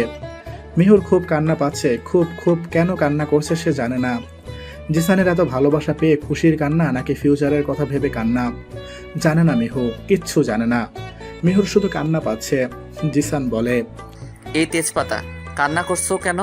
তোমার কান্না আমার ভালো লাগে না, প্লিজ চুপ। মিহু তবুও কান্না করছে। জিসান যখন দেখলো মিহুর কান্না থামানো দায়, তখন জিসান এমন একটা কাজ করলো মিহুর কান্না কোন দিক দিয়ে উড়ে গেল বুঝলই না। জলে ভিজা চোখ বড় বড় হয়ে গেছে। হয়তো মিহু এটা আশা করেনি। জিসান মিহুর ঠোঁট ছেড়ে এবার মিহুর দিকে তাকায়। মিহুর ফেস দেখে জিসান ফিক করে হেসে দেয়। মিহু রেগে মেগে জিসানকে কিল থাপ্পড় দিতে থাকে। আরে আরে, কি করছো? তেজপাতা লাগছে তো? লাগুক, এটা কি করলেন আপনি? তো কি করতাম? তুমি কান্না থামাতেই চাচ্ছিলে না। তোমার কান্না আমার ভালো লাগে না, বুঝো না? মিহুকে জড়িয়ে ধরে জিসান। মিহুও ধরে। রাত 11টা পর্যন্ত সেখানেই সময় কাটায় জিসান আর মিহু। অনেক গল্প করে দুজনে। পরের দিন সকালে জিসান মামুনিকে বলে মিহুকে বিয়ে করতে চাই, খুব জলদি। এটা শুনে মামুনি তো খুব খুশি, সেও রাজি হয়ে যায়। কিন্তু এই বিয়েতে রাজি হয় না জিসানের ছোট আব্বু। জিসান, একটা মেয়ের পরিচয় বংশ পরিচয় না জেনে তুই কি করে বিয়ে করতে পারিস? আগে মেয়েটার খোঁজ নিয়ে কে এই মেয়ে। ছোট আব্বু, ওর পরিচয় আমি জানি, আর বংশের পরিচয় নিয়ে কি হবে? সব থেকে বড় কথা, আমি মিহুকে ভালোবাসি, আর বিয়ে করার এটাই বড় কারণ। আরিয়ান খানের কথার বিরুদ্ধে এই প্রথম গেল জিসান। এই ভেবে আহত হলো আরিয়ান খান। তার হাত থেকে যে জিসান বেরিয়ে যাচ্ছে তা খুব ভালো বুঝতে পারছে সে। সব কিছু ঠিকঠাক করে জিসান মিহুর বিয়ের ডেট ঠিক করা হয়। এতে জিসান খুশি হলেও মিহুর মনে কোনো খুশি নেই। দেখতে দেখতে কিছু দিন কেটে যায়। এর মধ্যে জিসান মিহুর প্রতি ভালোবাসা আরও বেড়ে গেছে। মিহু বুঝতে পারছে জিসান মিহুকে পাগলের মতো ভালোবেসে ফেলেছে। জিসানের এই পাগলের মতো ভালোবাসার দাম পাবে তো? মিহু কিছুই বুঝতে পারছে না সে কি করবে। অনেক ভেবে মিহু উঠে যায় মামুনির রুমে। মামুনিকে কিছু কথা বলা খুব জরুরি। মামুনি সব কথা শোনার পর যা বলবে তাই করবে মিহু। আজ জিসান মিহুর বিয়ে। খান বাড়ির বিয়ের সাজে সেজে উঠেছে। জিসানের আম্মু ছেলের বিয়ের জন্য কোনো রকমের কমতি রাখেনি। এখন জিসানের আম্মু হাঁটতেও পারে, কথা বলতে পারে না, কিন্তু সেটারও চিকিৎসা নেওয়া হচ্ছে। ডালিয়ার কিছু মেয়ে মিলে মিহুকে বউ সাজে সাজাচ্ছে। মিহুর দিক থেকে কেউ নেই, তাই এক বাড়িতেই বিয়ে হচ্ছে তাদের। মিহুকে লাল টুকটুকে বেনারসি শাড়ি পরিয়েছে, মাথায় খোপা করে গোলাপ ফুল দিয়ে দিয়েছে চারিপাশে, হালকা মেকআপ, লাল লিপস্টিক। অনেক সুন্দর লাগছে মিহুকে, কিন্তু মিহু মন খারাপ করে বসে আছে। আজ মিহুর বিয়ে, অথচ মিহুর দিক থেকে কেউ নেই। মিহু মন খারাপ করে বসেছিল, তখন রুমে আসে মামুনি। মিহুকে মন খারাপ করে বসে থাকতে দেখে ইশারায় বলে, কি হয়েছে আমার মাতার? মিহু মুচকি হেসে বলে, কিছু না। মামুনি মিহুর মাথায় হাত বুলিয়ে দেয়। কিছুক্ষণ পরে ডালি আসে রুমে আর বলে, ম্যাম, কাজী সাহেব চলে এসেছে, মেয়েকে নিয়ে নিচে যেতে হবে। মামুনি মিহুর হাত ধরে নিচে নিয়ে যায়। মিহু সিঁড়ি দিয়ে নামার সময় একবার চোখ তুলে জিসানের দিকে তাকায়। কি সুন্দর লাগছে জিসানকে রেড শেরওয়ানিতে। জিসান নিচ থেকে তাকিয়ে আছে মিহুর দিকে হা করে। জিসানের চোখে মিহুকে পরীর মতো লাগছে, লাল পরী। মিহু যত এগিয়ে যাচ্ছে তত মিহুর বুক কাঁপছে। কেউ যেন বুকে হাতুড়ি পিটাচ্ছে। মিহুকে মামুনি জিসানের পাশে বসিয়ে দেয়। কাজী সাহেব আসে, বিয়ে পড়ানো শুরু হয়। জিসান মিহুকে দেখতে এতই ব্যস্ত যে কাজী কি বলল কিছুই শোনেনি সে। প্রথমে কাজী রেজিস্ট্রি পেপার এগিয়ে দেয়। জিসান সাইন করার পর মিহু সাইন করে। সাইন করার সঙ্গে সঙ্গে রেজিস্ট্রি পেপারটা জিসানের সামনে থেকে সরিয়ে দেওয়া হয় খুব দ্রুত। তারপর কাজী বিয়ে পড়ানো শুরু করে। এবার মিহুর কবুল বলার সময়। যদিও মিহুর গলা কাঁপছে তবুও সে বলেই দিল 3 বার কবুল। তারপরে জিসানকে বলা হয়। জিসান কোনো বাধা ছাড়াই 3 বার কবুল বলে দেয়। কবুল বলা শেষ হয় আর সেই সময় আসে জিসানের ছোট আব্বু। রাগী একটা লুক নিয়ে তাকিয়ে থাকে সামনে বসে থাকা মিহুর দিকে, কিন্তু কিছুই বলে না। সোজা গিয়ে দাঁড়ায় মামুনির পাশে। পাশে কাউকে দাঁড়িয়ে থাকতে টের পেয়ে মামুনি পাশে থাকাতেই চমকে ওঠে আরিয়ান খানকে দেখে। মামুনির চোখে মুখে ভয় স্পষ্ট। আরিয়ান খান শয়তানি হেসে বলে, তো কেমন আছেন ভাবি? শুনেছি এই মেয়ে আপনাকে একদম ঠিক করে তুলেছে, এত ভালোবাসা দিয়েছে, সোজা ছেলের বউ বানিয়ে দিলেন। মামুনি চুপ করে আছে, হাত পা কাঁপছে মামুনির। ওহো, তুমি তো কথাই বলতে পারো না, সে। আচ্ছা, তোমাকে কিছু বলাই যায়, তুমি কাউকে বলবে না, আমি জানি। আরিয়ান খান শয়তানি হেসে আবার বলে, এই মেয়েটাকে দেখছো না, যে তোমাকে সুস্থ করে তুলছে, তাকে আমি অসুস্থ করার ব্যবস্থা করে ফেলেছি। সুন্দর না ব্যাপারটা? তার সঙ্গে তোমার ওই ছেলে জিশানকে ওপরে পাঠানোর ব্যবস্থা করেছে। এই কথা শুনে মামুনির চোখ থেকে পানি চলে আসে। সে পারছে না চিৎকার করে এই শয়তান লোকটার মুখোশ খুলে ফেলতে। আরিয়ান আবার বলে, স্বামী হারা, ছেলে হারা, আর এই উড়ে এসে জুড়ে বাসা বৌমা হারা হয়ে তুমি তো একদম নিঃস্ব হয়ে যাবে ভাবে। তোমার যাওয়ার জায়গা কোথাও থাকবে না, তোমাকে আমার কাছে থাকতে হবে, কারণ আমি তো তোমাকে মারবো না। ভালোবাসি যে, জোয়ানকালে তো আমার হলে না, ওই আরমানকে বিয়ে করলে, এখন না হয় বুড়াকালে আমার হয়ে যাবে। আরিয়ান খানের কথা শুনে মাহিরার ভিতর থেকে ঘৃণা বেরিয়ে আসে। এই লোকটাকে মাহিরা ভীষণ ঘৃণা করে, ভীষণ ভীষণ। আরিয়ান খান আরও কিছু বলতে যাবে তার আগেই জিসান আম্মু বলে ডাক দেয়। জিসানের ডাকে নিজেকে ঠিক করে চোখের পানি মুছে জিসানের কাছে যায় মাহিরা খান। মিহু জিসান সালাম করে মামনিকে। মামনি ইশারায় বুঝিয়ে দেয়, অনেক ভালো থাক তোরা, কোনো বিপদ যাতে না আসে। মামনিকে সালাম করা হলে আরিয়ান খানের কাছে যায় জিসান, মিহু। দুইজনে সালাম করে আরিয়ান খানকে। আরিয়ান খান খুব ভদ্রভাবে হেসে বলে, অনেক ভালো থাকতোরা। তো জিশান বাবু, বিয়েটা করে নিলে তাহলে? আর তো এতদিনে আমি একটা বিয়ে করতে পারলাম না। আরিয়ান খানের কথায় মিহু রাগী চোখে তাকায় তার দিকে, কিন্তু পরক্ষণেই চোখ নামিয়ে নেয়। জিসান মুচকি হেসে বলে, এমন পরীকে ফেলে রাখলে হয় ছোট আব্বু, তাই বিয়ে করে নিলাম। এখন তোমার জন্য একটা কাকি খুঁজে বিয়ে দিয়ে দিব। এই বুড়ো বয়স আর বিয়ে? আরও কিছু মজা করে জিসান মিহু একটা সোফায় বসে। জিসান মিহুকে ফিস ফিস করে বলে, আমি পাগল তোমার এই রূপে সুন্দরী। পাবনা পাঠিয়ে দিই তাহলে। মিহুর এমন উত্তরে জিসান বলে, যাও তো, তুমি একটা আনরোমান্টিক। শেষমেশ আমার কপালে আনরোমান্টিক বউ জুটলো। কি হবে আমার এখন? নাটক ছাড়েন। আচ্ছা, আপনার ছোট আব্বু বিয়ে করেনি কেন? জিসান একটা দীর্ঘশ্বাস ছেড়ে বলে, ছোট আব্বু কলেজ লাইফ থেকে একটা মেয়েকে খুব ভালোবাসতো। ছোট আব্বুর ক্লাসমেট ছিল সেই মেয়ে, কিন্তু মেয়েটা অন্য একটা ছেলেকে ভালোবাসতো, আর যাকে ভালোবাসতো তার সঙ্গে বিয়ে হয়ে যায় মেয়েটার। যদিও ছোট আব্বুর ভালোবাসা একপাক্ষিক ছিল, তবুও বিয়ে করেনি ছোট আব্বু এখনও। কত আনলাকি মেয়েটা যে ছোট আব্বুকে রিজেক্ট করেছে। মিহু বলে, এখন যদি আমাকে কেউ প্রপোজ করে তাহলে কি আমি চলে যাব তার কাছে? জিসান রাগ নিয়ে বলে, মেরে ফেলবো তোমাকে।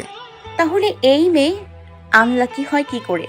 ওই মেয়েটা অন্য একজনকে ভালোবাসে আর তাকেই বিয়ে করেছে, আপনার ছোট আব্বুকে রিজেক্ট করে। আমি এখন আপনাকে ছেড়ে তো আর অন্য জনের হাত ধরতে পারবো না, তাই না? জিসান ভেবে দেখলো বিষয়টা। হিসাব মিলিয়ে মিহুর দিকে তাকিয়ে হুট করেই সবার আড়ালে গালে একটা চুমু দিয়ে বলে, আমার বউটা কত বুঝে, বুদ্ধিমতী বউ আমার। মিহু ভীষণ লজ্জা পেল, লজ্জায় মাথা নিচু করে রাখে। কি অসভ্য এই লোকটা। বিয়ের সব কাজ শেষের দিকে, ফটোশ্যুট থেকে খাওয়া দাওয়া সব শেষ করে মিহুকে জিসানের রুমে রেখে আসে ডালি। বাসর ঘর বলে যাকে আজকের রাতে। মিহুর ভীষণ ভয় লাগছে। সাদা আর লাল গোলাপ দিয়ে পুরো রুম সাজিয়ে রেখেছে, খুব সুন্দর লাগছে, আর ফুলের গন্ধে মোহমোহ করছে চারিদিকে। মিহু বেডের মাঝে চুপটি করে বসে আছে, জিসানের জন্য অপেক্ষা করছে, কিন্তু জিসানের আসার নামই নেই। রাত 12টার দিকে জিসান রুমে আসে। রুমে এসে দরজা লাগিয়ে বেডের দিকে তাকিয়ে দেখে মিহু ঝিমোচ্ছে। জিসান মুচকি হেসে বেডের কাছে গিয়ে করে। মিহু চমকে উপরে তাকিয়ে জিসানকে দেখে। বেড থেকে উঠে মিহু জিসানকে সালাম করে জিসান মিহুকে উঠিয়ে বলে, পায়ে ধরে সালাম করতে হবে না, তুমি এইগুলো পাল্টে আসো, যাও পাতলা কিছু পরো, ভালো লাগবে। জিসানের কথায় মিহু ওয়াশরুমে যায় একটা শাড়ি নিয়ে।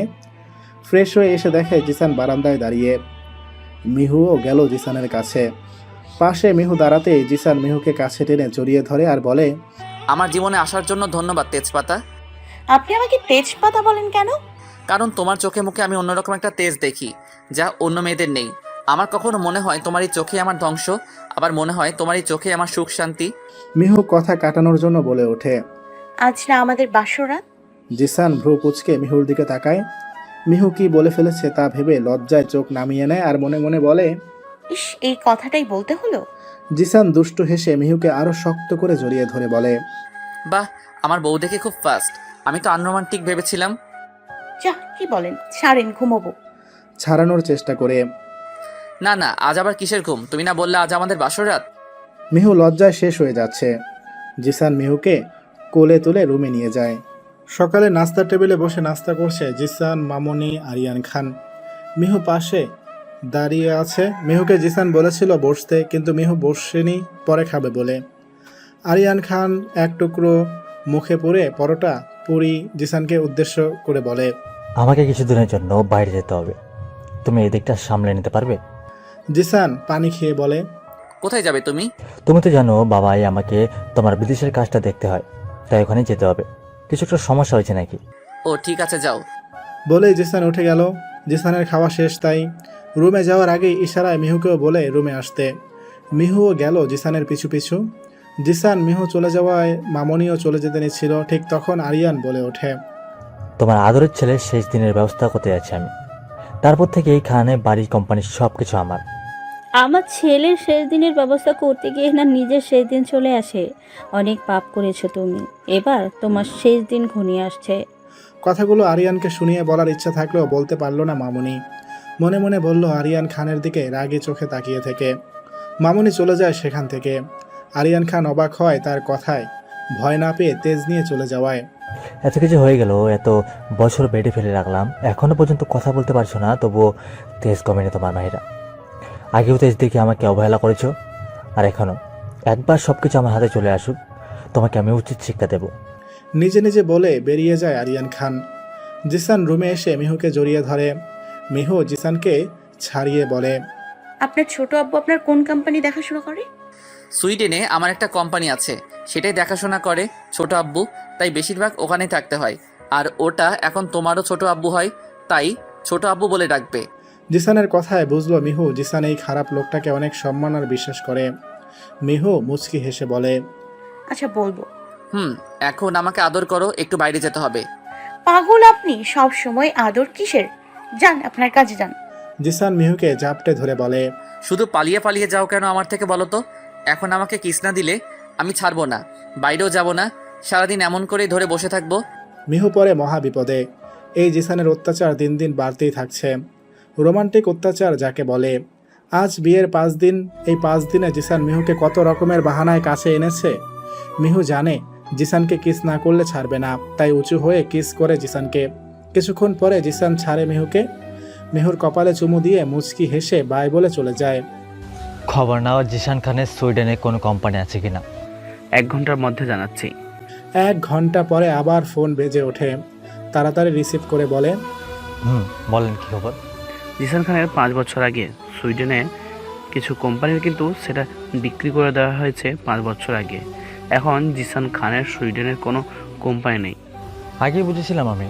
যাই হোক, আপনি আরিয়ান খানের দিকে নজর রাখুন। উনি বলে গেছে উনি সুইডেনে যাচ্ছে, তো উনি যে সেখানে যাচ্ছে না সেটা আমি জানি। উনি কোথায় যাচ্ছে সব খবর আমাকে দেবেন। আমাদের কাজ সফল হওয়ার আর বেশি দিন নেই, খুব কাছেই চলে এসেছি আমরা। এর মধ্যে কোনো ঝামেলা আমি চাই না। এই খেলা শেষ পর্যায়ে এসে আমি এলিমিনেট হতে চাই না। দেখে শুনে কাজ করেন। সব ঠিক আছে বিয়ে, তবে একটা কথা, খবর পেলাম মিস্টার জিসান আপনার খোঁজে বের হয়েছে। এতদিন তার লোক দিয়ে খোঁজ নিলেও এখন উনি নিজেই খুঁজে বেড়াচ্ছে আপনাকে।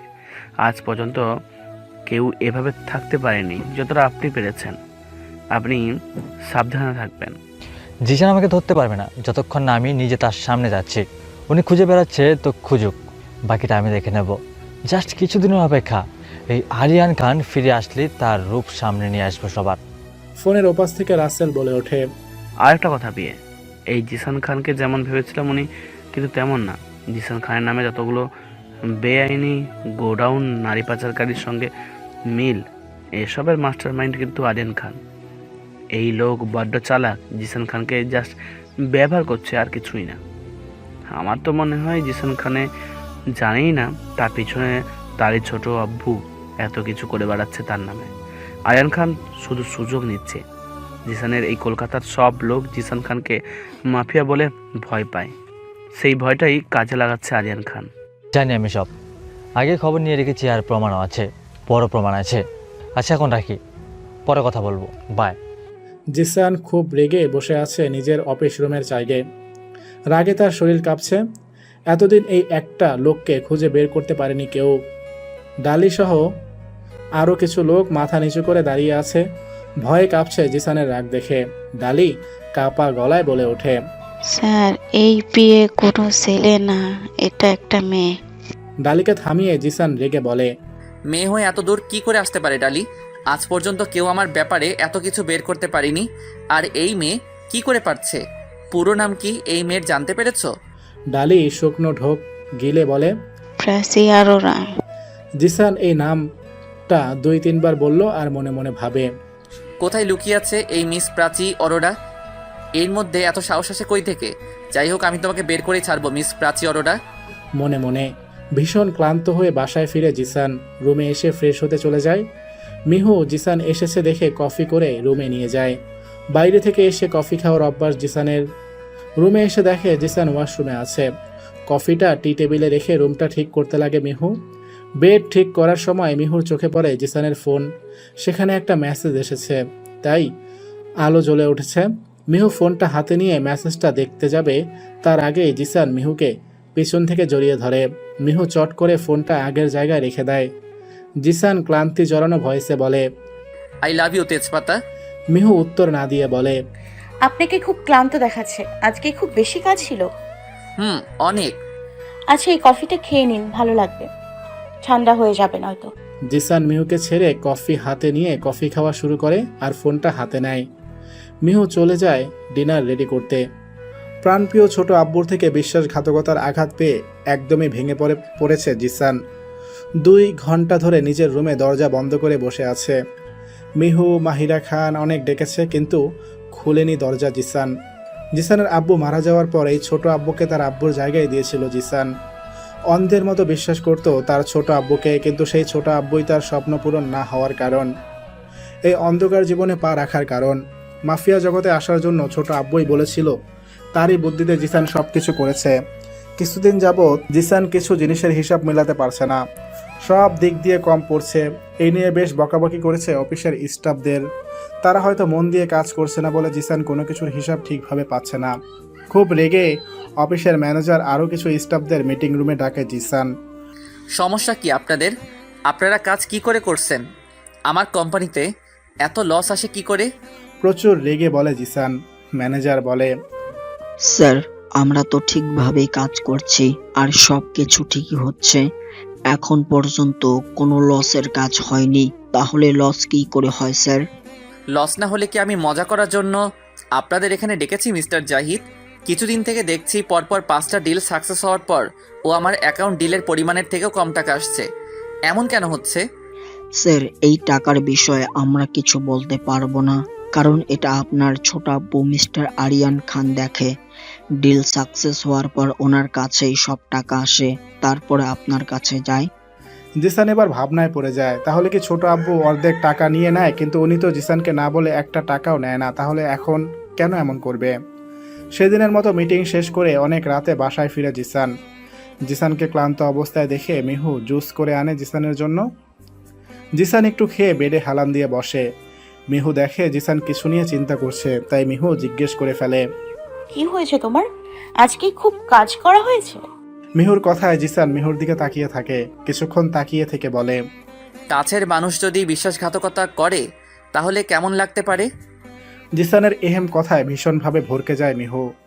মুখ গলা শুকিয়ে যায়, চেহারার রং পাল্টে যায়। মিহু কি বলবে বুঝতে পারছে না, ভয়ে কাঁপছে শুধু।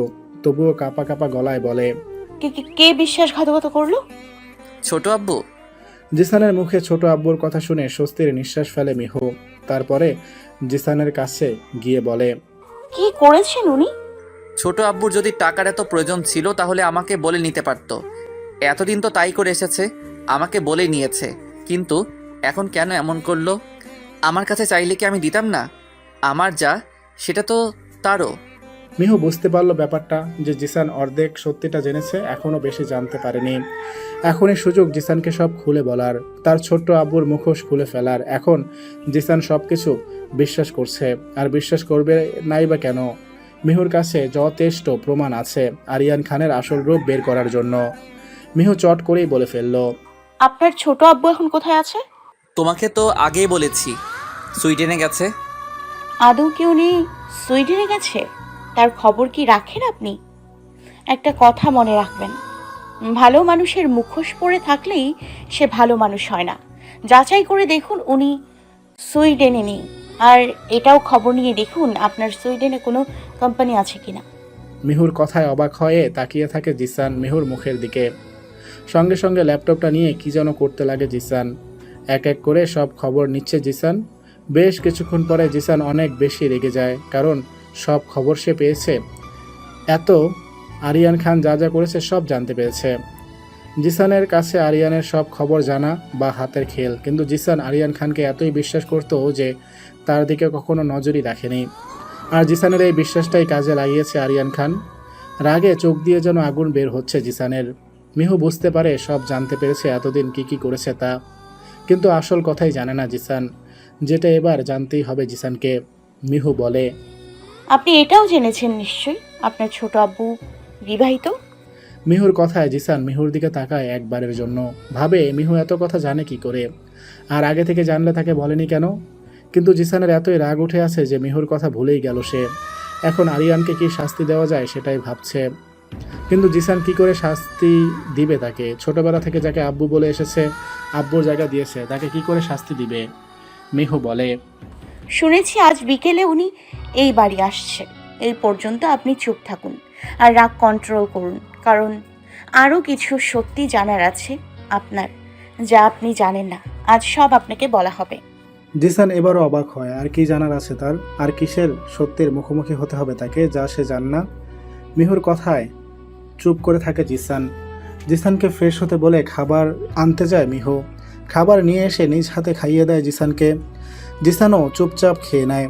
জিসান প্রায় এমন বায়না ধরে মিহুর কাছে খাবে, তখন মিহু বিরক্তি প্রকাশ করলেও ভালোবেসে খাইয়ে দিত। মিহু জানে আজ জিসান খাবে না, তাই আগেই খাবার এনে নিজেই খাইয়ে দিতে লাগে, আর জিসানও খেয়ে নেয় চুপ করে। বিকেল 5টা বাজে। বসার রুমে সোফায় বসে আছে জিসান, আরিয়ান। জিসানের পাশে দাঁড়িয়ে আছে মিহু, আরেকটা সোফায় বসে আছে মাহিরা খান, তার পাশে দাঁড়িয়ে আছে ডালি। আরিয়ান খান বলে জিসানকে, বাবাই এখানে সাইন করে দাও। তোমার সাইন লাগবে বলেই আবার আসতে হলো আমাকে। জিসানের রাগ লাগলেও চুপ করে আছে শুধু মিহুর কথায়। মিহু বলে, এটা কিসের পেপার ছোট আব্বু?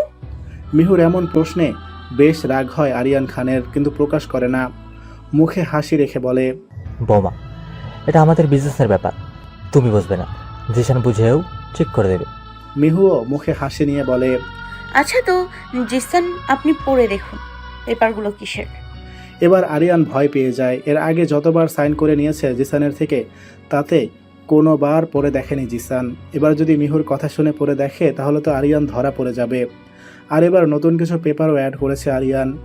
আরিয়ান খানের ঘাম ঝরতে লাগে। এবার টি টেবিলে পানি রাখা ছিল, সেটা খেয়ে আবার বলে, কতবারই তো সাইন করেছো বাবাই, আবার নতুন করে পড়া কি আছে? মিহু কিছু বলার আগে জিসান বলে, আরেকবার পড়ি না হয় ছোট আব্বু? এটা বলেই জিসান পড়া শুরু করে।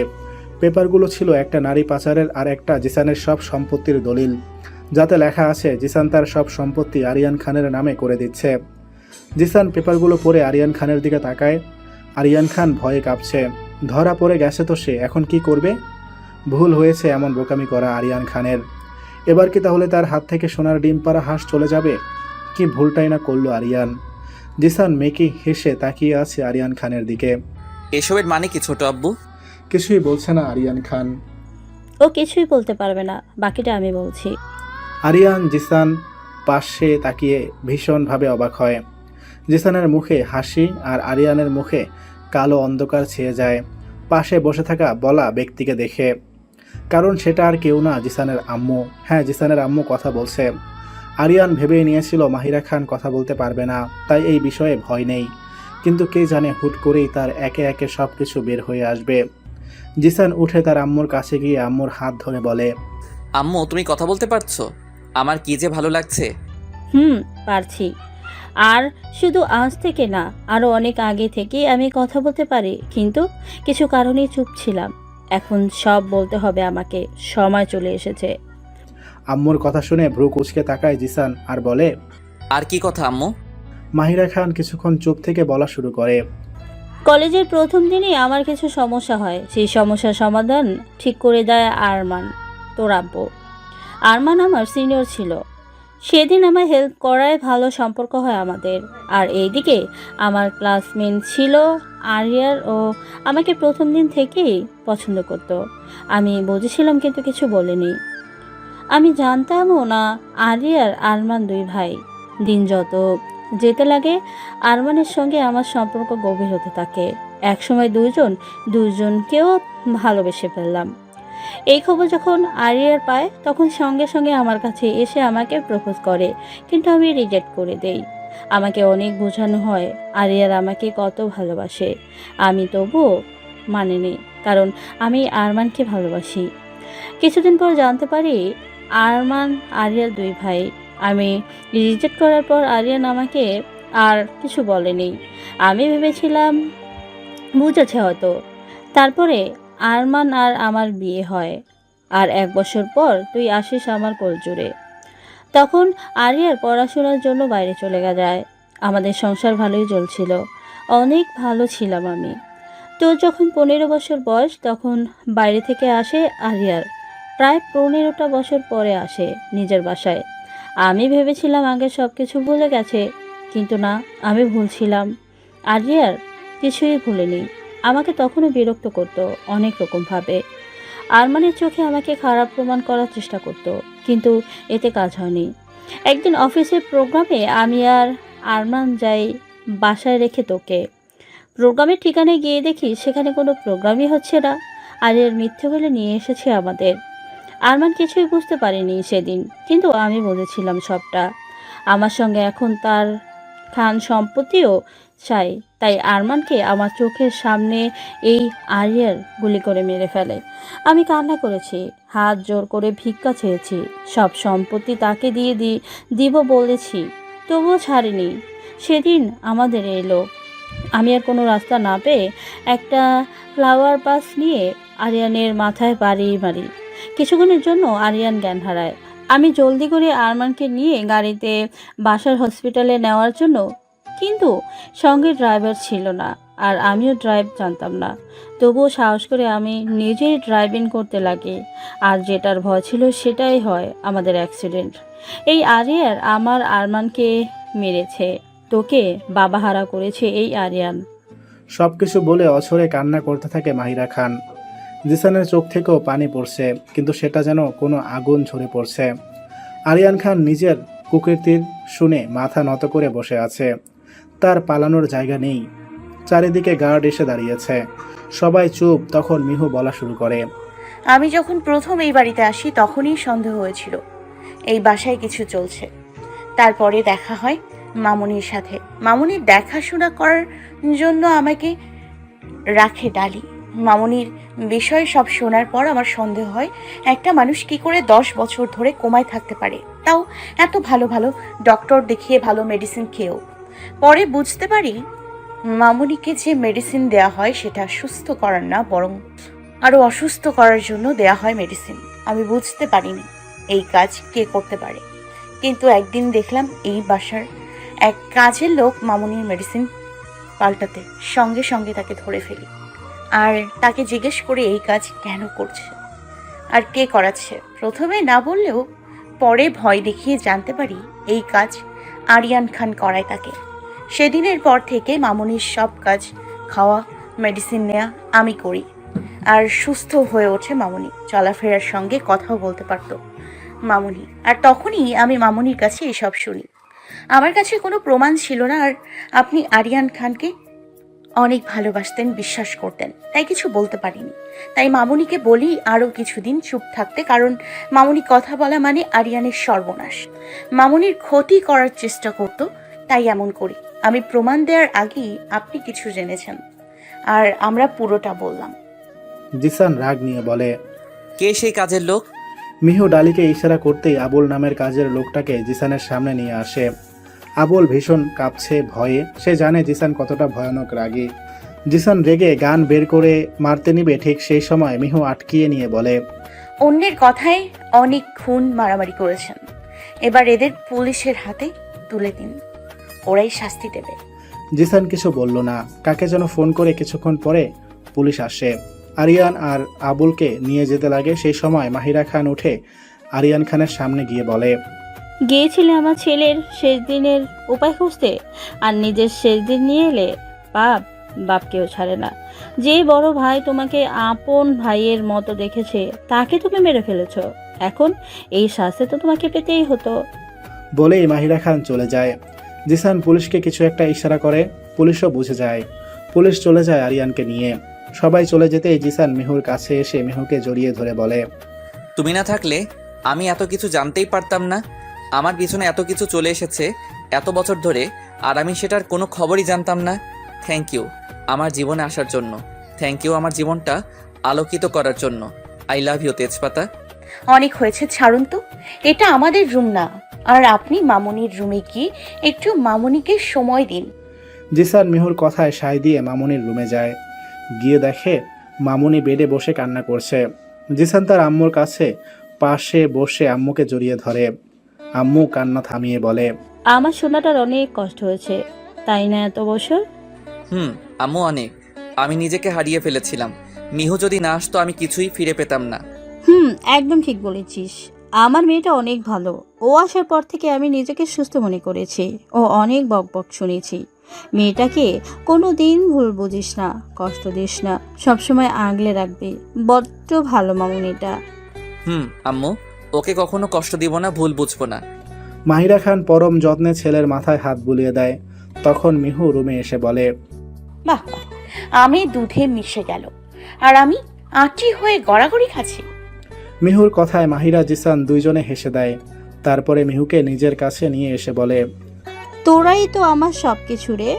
জিসান হুট করে মিহুর গালে চুমু দিয়ে বলে, আমিও তোমার সবকিছু, বুঝেছো? জিসানের এহেম কাণ্ডে মিহু লজ্জায় শেষ, আর মাহিরা খান মুখ টিপে হাসছে। মিহু রাগে চোখে জিসানের দিকে তাকিয়ে মনে মনে বলে, অসভ্য লোক একটা। জিসানও যেন বুঝতে পেরে ফিস করে বলে, অসভ্য হলেও তোমারই। মিহু আবার রাগী চোখে তাকায়, আর জিসান চোখ টিপ দিয়ে দেয়। রাত 11টা বাজে। ঘড়িতে একটা গোডাউনে হাত পা বাঁধা অবস্থায় দুইজন চেয়ারে বসে আছে। তার সামনে শয়তানি হেসে পায়ের উপর পা তুলে বসে আছে জিসান খান। মুখে শয়তানি হাসি থাকলেও চোখ দিয়ে যেন আগুন ঝরে পড়ছে। জিসানের এই রূপ দেখে সামনে বাঁধা অবস্থায় থাকা মানুষ দুটি ভয়ে কাঁপছে। জিসানের এই রূপ তাদের চেনা। তারা এটাও বুঝতে পারছে আজ তাদের শেষ দিন। আবুল ভয়ে বেশ লজ্জাজনক একটা কাজ করে বসলো। আরিয়ান খান ভয়ে ভয়ে জিসানের দিকে তাকিয়ে আছে। সে যেন কিছু বলতে চাচ্ছে, কিন্তু মুখ বাঁধা থাকায় বলতে পারছে না, শুধু আওয়াজ করছে। জিসান একজন বডিগার্ডকে ইশারা করে। বডিগার্ড বুঝতে পেরে আরিয়ান খানের মুখ খুলে দেয়। আরিয়ান মুখ ছাড়া পেয়ে হাঁপাতে লাগে। কিছুক্ষণ পরে চুপ থেকে বলে ওঠে, আমাদের তো পুলিশে দিয়েছিল, আবার এখানে কেন নিয়ে এলে? জিসান শয়তানি হাসি দিয়ে বলে, ভাবলে কি করে ছোট আব্বু, তুমি আমার আব্বুকে খুন করবে আর আমি তোমাকে শাস্তি দেওয়ার জন্য পুলিশের হাতে তুলে দিব? আরিয়ান বেশ ভয় পেয়ে বলে, দেখো বাবাই, আমি তোমার ছোট্ট আব্বু হই, আমাকে শেষবারের মতো মাফ করে দাও। আমি তোমার আর ভাবির ভাইয়ের পরে ক্ষমা চাইবো। তোর মতো মানুষের ক্ষমা পাওয়ারও যোগ্য না। তোকে আমি সব সময় বাবার জায়গায় দিয়েছি, ভালোবেসেছি, আর তুই কি করলি? তোর বেঁচে থাকারই অধিকার নেই মিস্টার আরিয়ান। রেগে বলে জিসান। আরিয়ান আরো কিছু বলতে নিচ্ছিল, কিন্তু তার আগে জিসান বুলেট ভর্তি গান সব আরিয়ানের বুকে গিয়ে মারে। সঙ্গে সঙ্গে প্রাণ পাখি বেরিয়ে যায়। একই কাজ করে আবুলের সঙ্গে। এদের লাশও যেন কেউ খুঁজে না পায়, কেউ এমন ব্যবস্থা করো। বলেই চলে যায় জিসান সেখান থেকে। এখান থেকে বাসায় গিয়ে যে রুমে ঢুকেছে আর বের হয়নি। ভীষণভাবে আঘাত পেয়েছে জিসান। আপন মানুষের কাছে বিশ্বাসঘাতকতা পেয়েছে। আরিয়ানকে আব্বুর মতো দেখতো, কখনো পর ভাবেনি, অথচ সেই মানুষটাই জিসানের জীবনের একমাত্র কালসাপ। নিজের হাতে খুন করে রাগ মিটালেও জিসানের খুব খারাপ লাগছে। এই নিয়ে 5 বারের মতো ডেকে গেছে মিহু, তবুও জিসান আসেনি। এবার বেশ রেগেই দরজায় বাড়ি দেয় মিহু, কিন্তু জিসান আগেই দরজাটা খুলে দিয়েছিল। এবার তাই মিহু জোরে ধাক্কা দেওয়ায় দরজা খুলে যায়, আর মিহু নিজেকে সামলাতে না পেরে রুমের মেঝেতে পড়ে।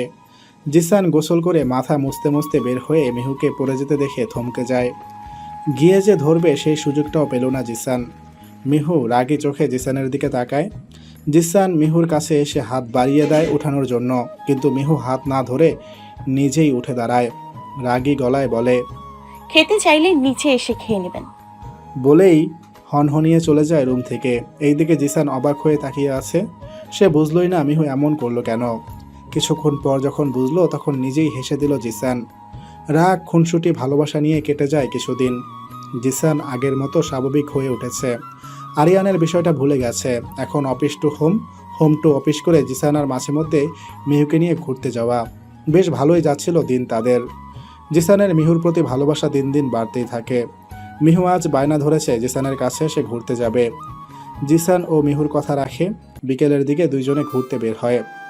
জিসান ড্রাইভিং করছে, কোথায় যাচ্ছে সে নিজেও জানে না, কারণ মিহু বলেছে গাড়ি না থামাতে। জিসান জিজ্ঞেস করেনি কোথায় যাচ্ছি, সে শুধুই ড্রাইভ করছে। জিসান বেশ বুঝতে পারছে মিহুর মন ভালো নেই। দুইজনে চুপ করে আছে। এবার আর চুপ থাকতে না পেরে জিসান নিজেই বলল, আর ইউ ওকে মিহু? জিসানের কথায় মিহুর ধ্যান আসে। এতক্ষণ জানালার বাইরে তাকিয়েছিল। কখনো যদি বুঝতে পারেন আমি আপনাকে মিথ্যে বলেছি, তাহলে কি করবেন আপনি? আমি জানি তুমি কখনো মিথ্যে বলতেই পারো না। কাউকে এত বেশি বিশ্বাস করতে নেই জিসান। আপনার ছোট আব্বুকে আপনি অনেক বেশি বিশ্বাস করতেন, অথচ সে কি করলো? তুমি আর ছোট আব্বু সম্পূর্ণ আলাদা মিহু। ছোট আব্বু আগে থেকে সবকিছু প্ল্যান করে সাজিয়ে রেখেছিল। আমাকে জাস্ট তার এই নোংরা খেলায় গুটি হিসেবে রেখেছিল। তারই শাস্তি ও পেয়েছে। কিন্তু তুমি আমার কাছে আলাদা। তুমি আমার সঙ্গে কখনো বিশ্বাসঘাতকতা করবে না, এটা আমি জানি। জিসানের কথা শুনে খুব কান্না পেল মিহুর, কিন্তু মিহু কান্না করল না। জিসানের বুকে মাথা রাখলো। মিহু জিসান ও মাথায় হাত বুলিয়ে দেয়। বেশ কিছুক্ষণ পরে মিহু বলে ওঠে, শপিং মল নিয়ে চলুন, আমার কিছু কেনাকাটা আছে। জিসান কথা বাড়ালো না, শপিং মল নিয়ে গেল।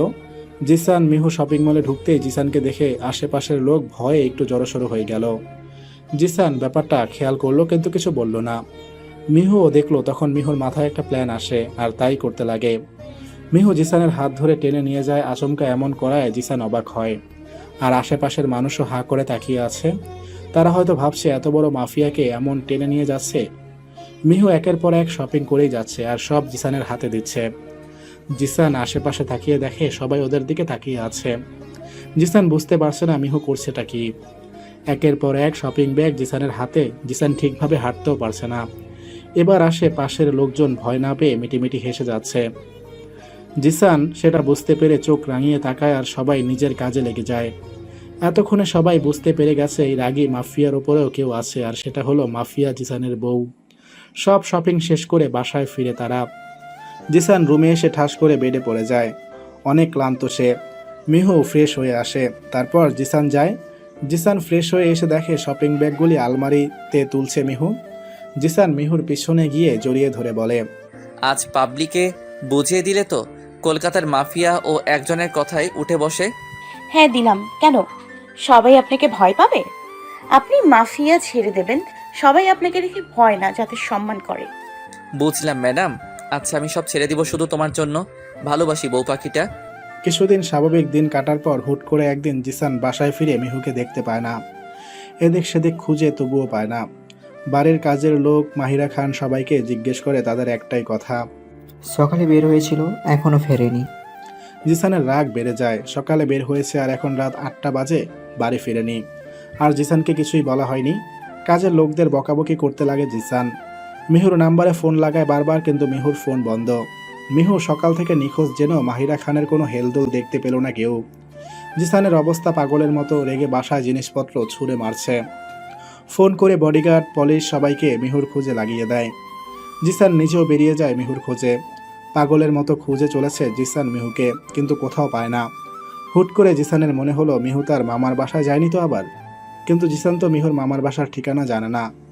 মিহু বলেনি কখনো, আর জিসান জানতেও চায়নি। রাগে গাড়িতে এক লাথি দেয় জিসান। নিচে রাস্তায় বসে পড়ে কান্না করে জিসান, আর নিজে নিজে বলে, কোথায় গেলে মিহু? প্লিজ ফিরে এসো, তোমাকে ছাড়া আমি থাকতে পারবো না। Please come back. বেশ কিছুক্ষণ কান্না করে জিসান ভাবতে লাগে আর কে তার শত্রু আছে, আর কে এমন আছে যে জিসানের খারাপ চায়। জিসান মনে করতে পারছে না এমন কে আছে। মাফিয়াতে কাজ করে তো কম শত্রু তৈরি হয়নি তার। কাকে ধরবে সে? খুব অসহায় লাগছে জিসানের, নিজেকে হারিয়ে ফেললো না তো তার তেজপাতাকে। কি করে থাকবে মিহুকে ছাড়া জিসান? পরের দিন সকাল 10টা, ডালি জিসানের রুমে এসে জিসানকে ডাক দিয়ে বলে, স্যার মিউ এসেছে, উঠুন। জিসান ধরফরিয়ে উঠে বসে। কাল রাতে কান্না করতে করতে রাস্তায় জ্ঞান হারিয়েছিল জিসান। সঙ্গে থাকা কিছু বডিগার্ড জিসানকে বাসায় নিয়ে আসে। জিসান রুম থেকে বেরিয়ে তাড়াতাড়ি নিচে নেমে আসে। নিচে এসে দেখে মিহু দাঁড়িয়ে আছে। জিসান ছুটে গিয়ে মিহুকে জড়িয়ে ধরে আর বলে, কোথায় চলে গিয়েছিলে তুমি? তুমি জানো আমি তোমাকে কত খুঁজেছি? আমার প্রাণ বেরিয়ে যাচ্ছিল তোমাকে না পেয়ে। এমন কেন করলে? আমাকে না বলে বাসায় গেলে কেন? তুমি জানো না তুমি দূরে গেলে আমার কতটা কষ্ট লাগে? আমি কাল একবারের জন্য ভেবেই নিয়েছিলাম আমি তোমাকে হারিয়ে ফেলেছি। ভালোবাসি বউ পাখি, এমন আর করো না প্লিজ। মিহু জিসানকে এক ধাক্কায় দূরে সরিয়ে দেয়। জিসান কিছুটা দূরে সরে যায়, অবাক হয়ে মিহুর দিকে তাকায়। এবার জিসান খেয়াল করে মিহুকে। আগের মতো শাড়ি সালোয়ার পরে নেই মিহু। মিহুর পরনে কালো জিন্স, সাদা শার্ট পরা। আগের মতো চুল খোলা বা বেনি করা নেই, উঁচু করে ঝুঁটি বাঁধা। মিহুর এমন রূপ দেখে অবাকের সাত আসমানে উঠে গেছে জিসান। এবার জিসান মিহুর আশেপাশে খেয়াল করে।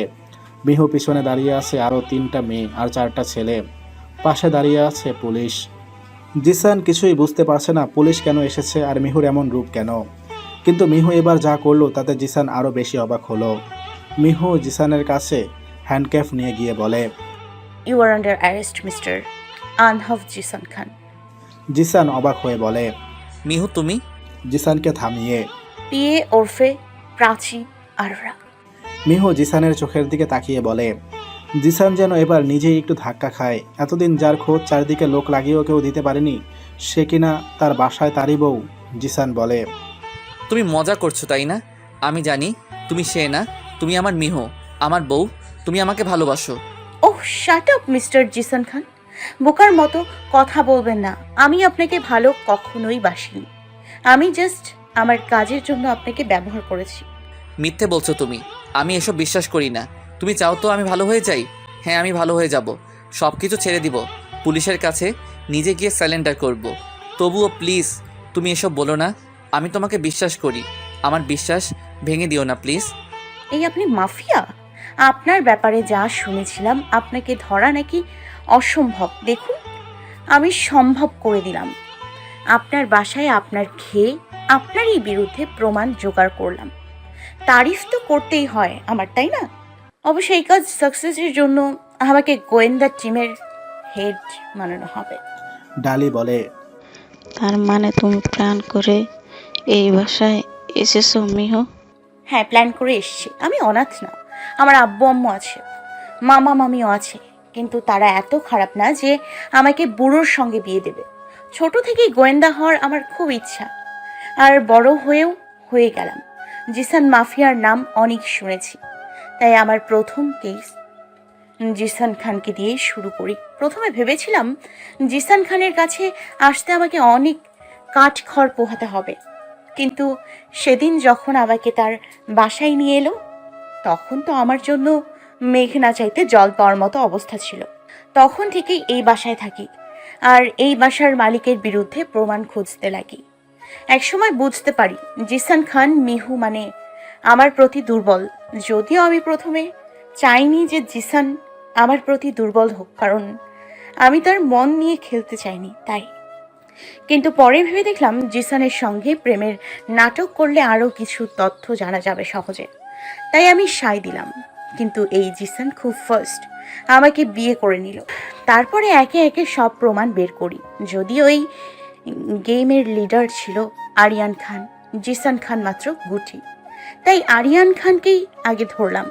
কিন্তু এই জিসানকে আমি বলেছিলাম আরিয়ান খানকে পুলিশের হাতে তুলে দিতে, কিন্তু না, উনি নিজেই শাস্তি দেবে।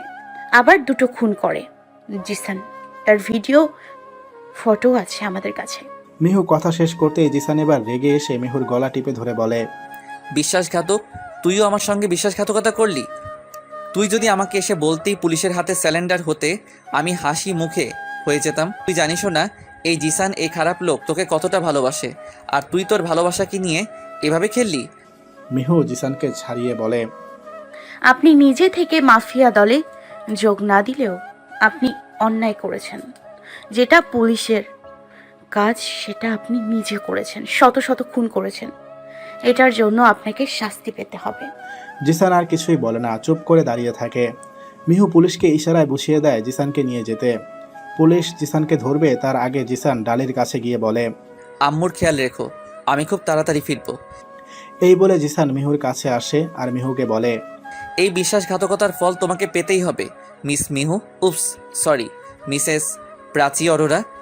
জিসানের সঙ্গে ভালোবাসার নাটক করার ফল তোমাকে পেতে হবে। বাট একটা কথা বুঝলাম না, ভালোবাসা নাটকের খেলায় এতই মত্ত ছিলে যে একটা আসামির সঙ্গে শুয়েও পড়লে। ব্যাপারটা মজার তো। মিহু রেগে মুখ ফিরিয়ে নেয় জিসানের থেকে। জিসান মিহুর মুখ ধরে আবার জিসানের সামনে এনে বলে, এখন আমি যাচ্ছি, তবে আমি খুব জলদি আসবো ফিরে। আমাকে আটকে রাখা এত সোজা না। এটা মাফিয়ার থেকে পুরো কলকাতা তো মুক্তি পাবে, কিন্তু তুমি আমার কাছ থেকে মুক্তি পাবে না, চরম শাস্তি পাবে তুমি। আবার দেখা হবে, আল্লাহ হাফেজ। এই বলে জিসান পুলিশের সঙ্গে চলে যায়। মিহু আর নিজেকে শক্ত রাখতে না পেরে ছুটে যায় মাহিরা খানের রুমে। সেখানে গিয়ে মাহিরা খানকে জড়িয়ে ধরে হাউমাউ করে কেঁদে দেয় মিহু। মাহিরা খান কিছুই বলে না, শুধু মিহুর মাথায় হাত বুলিয়ে দেয়। সে সবটাই জানে আগে থেকে, আর এটাও বুঝে তার ছেলে ইচ্ছে করে হোক আর অনিচ্ছায় হোক অনেক পাপ করেছে, তার শাস্তি পাওয়া জরুরি। জিসান হয়তো তার ছোট আব্বুর কথায় মাফিয়া জগতে এসেছে, কিন্তু খুন সে নিজেই করেছে অনেক মানুষের। হয়তো তারা ভালো মানুষ ছিল না, কিন্তু তাদের শাস্তির জন্য পুলিশ ছিল।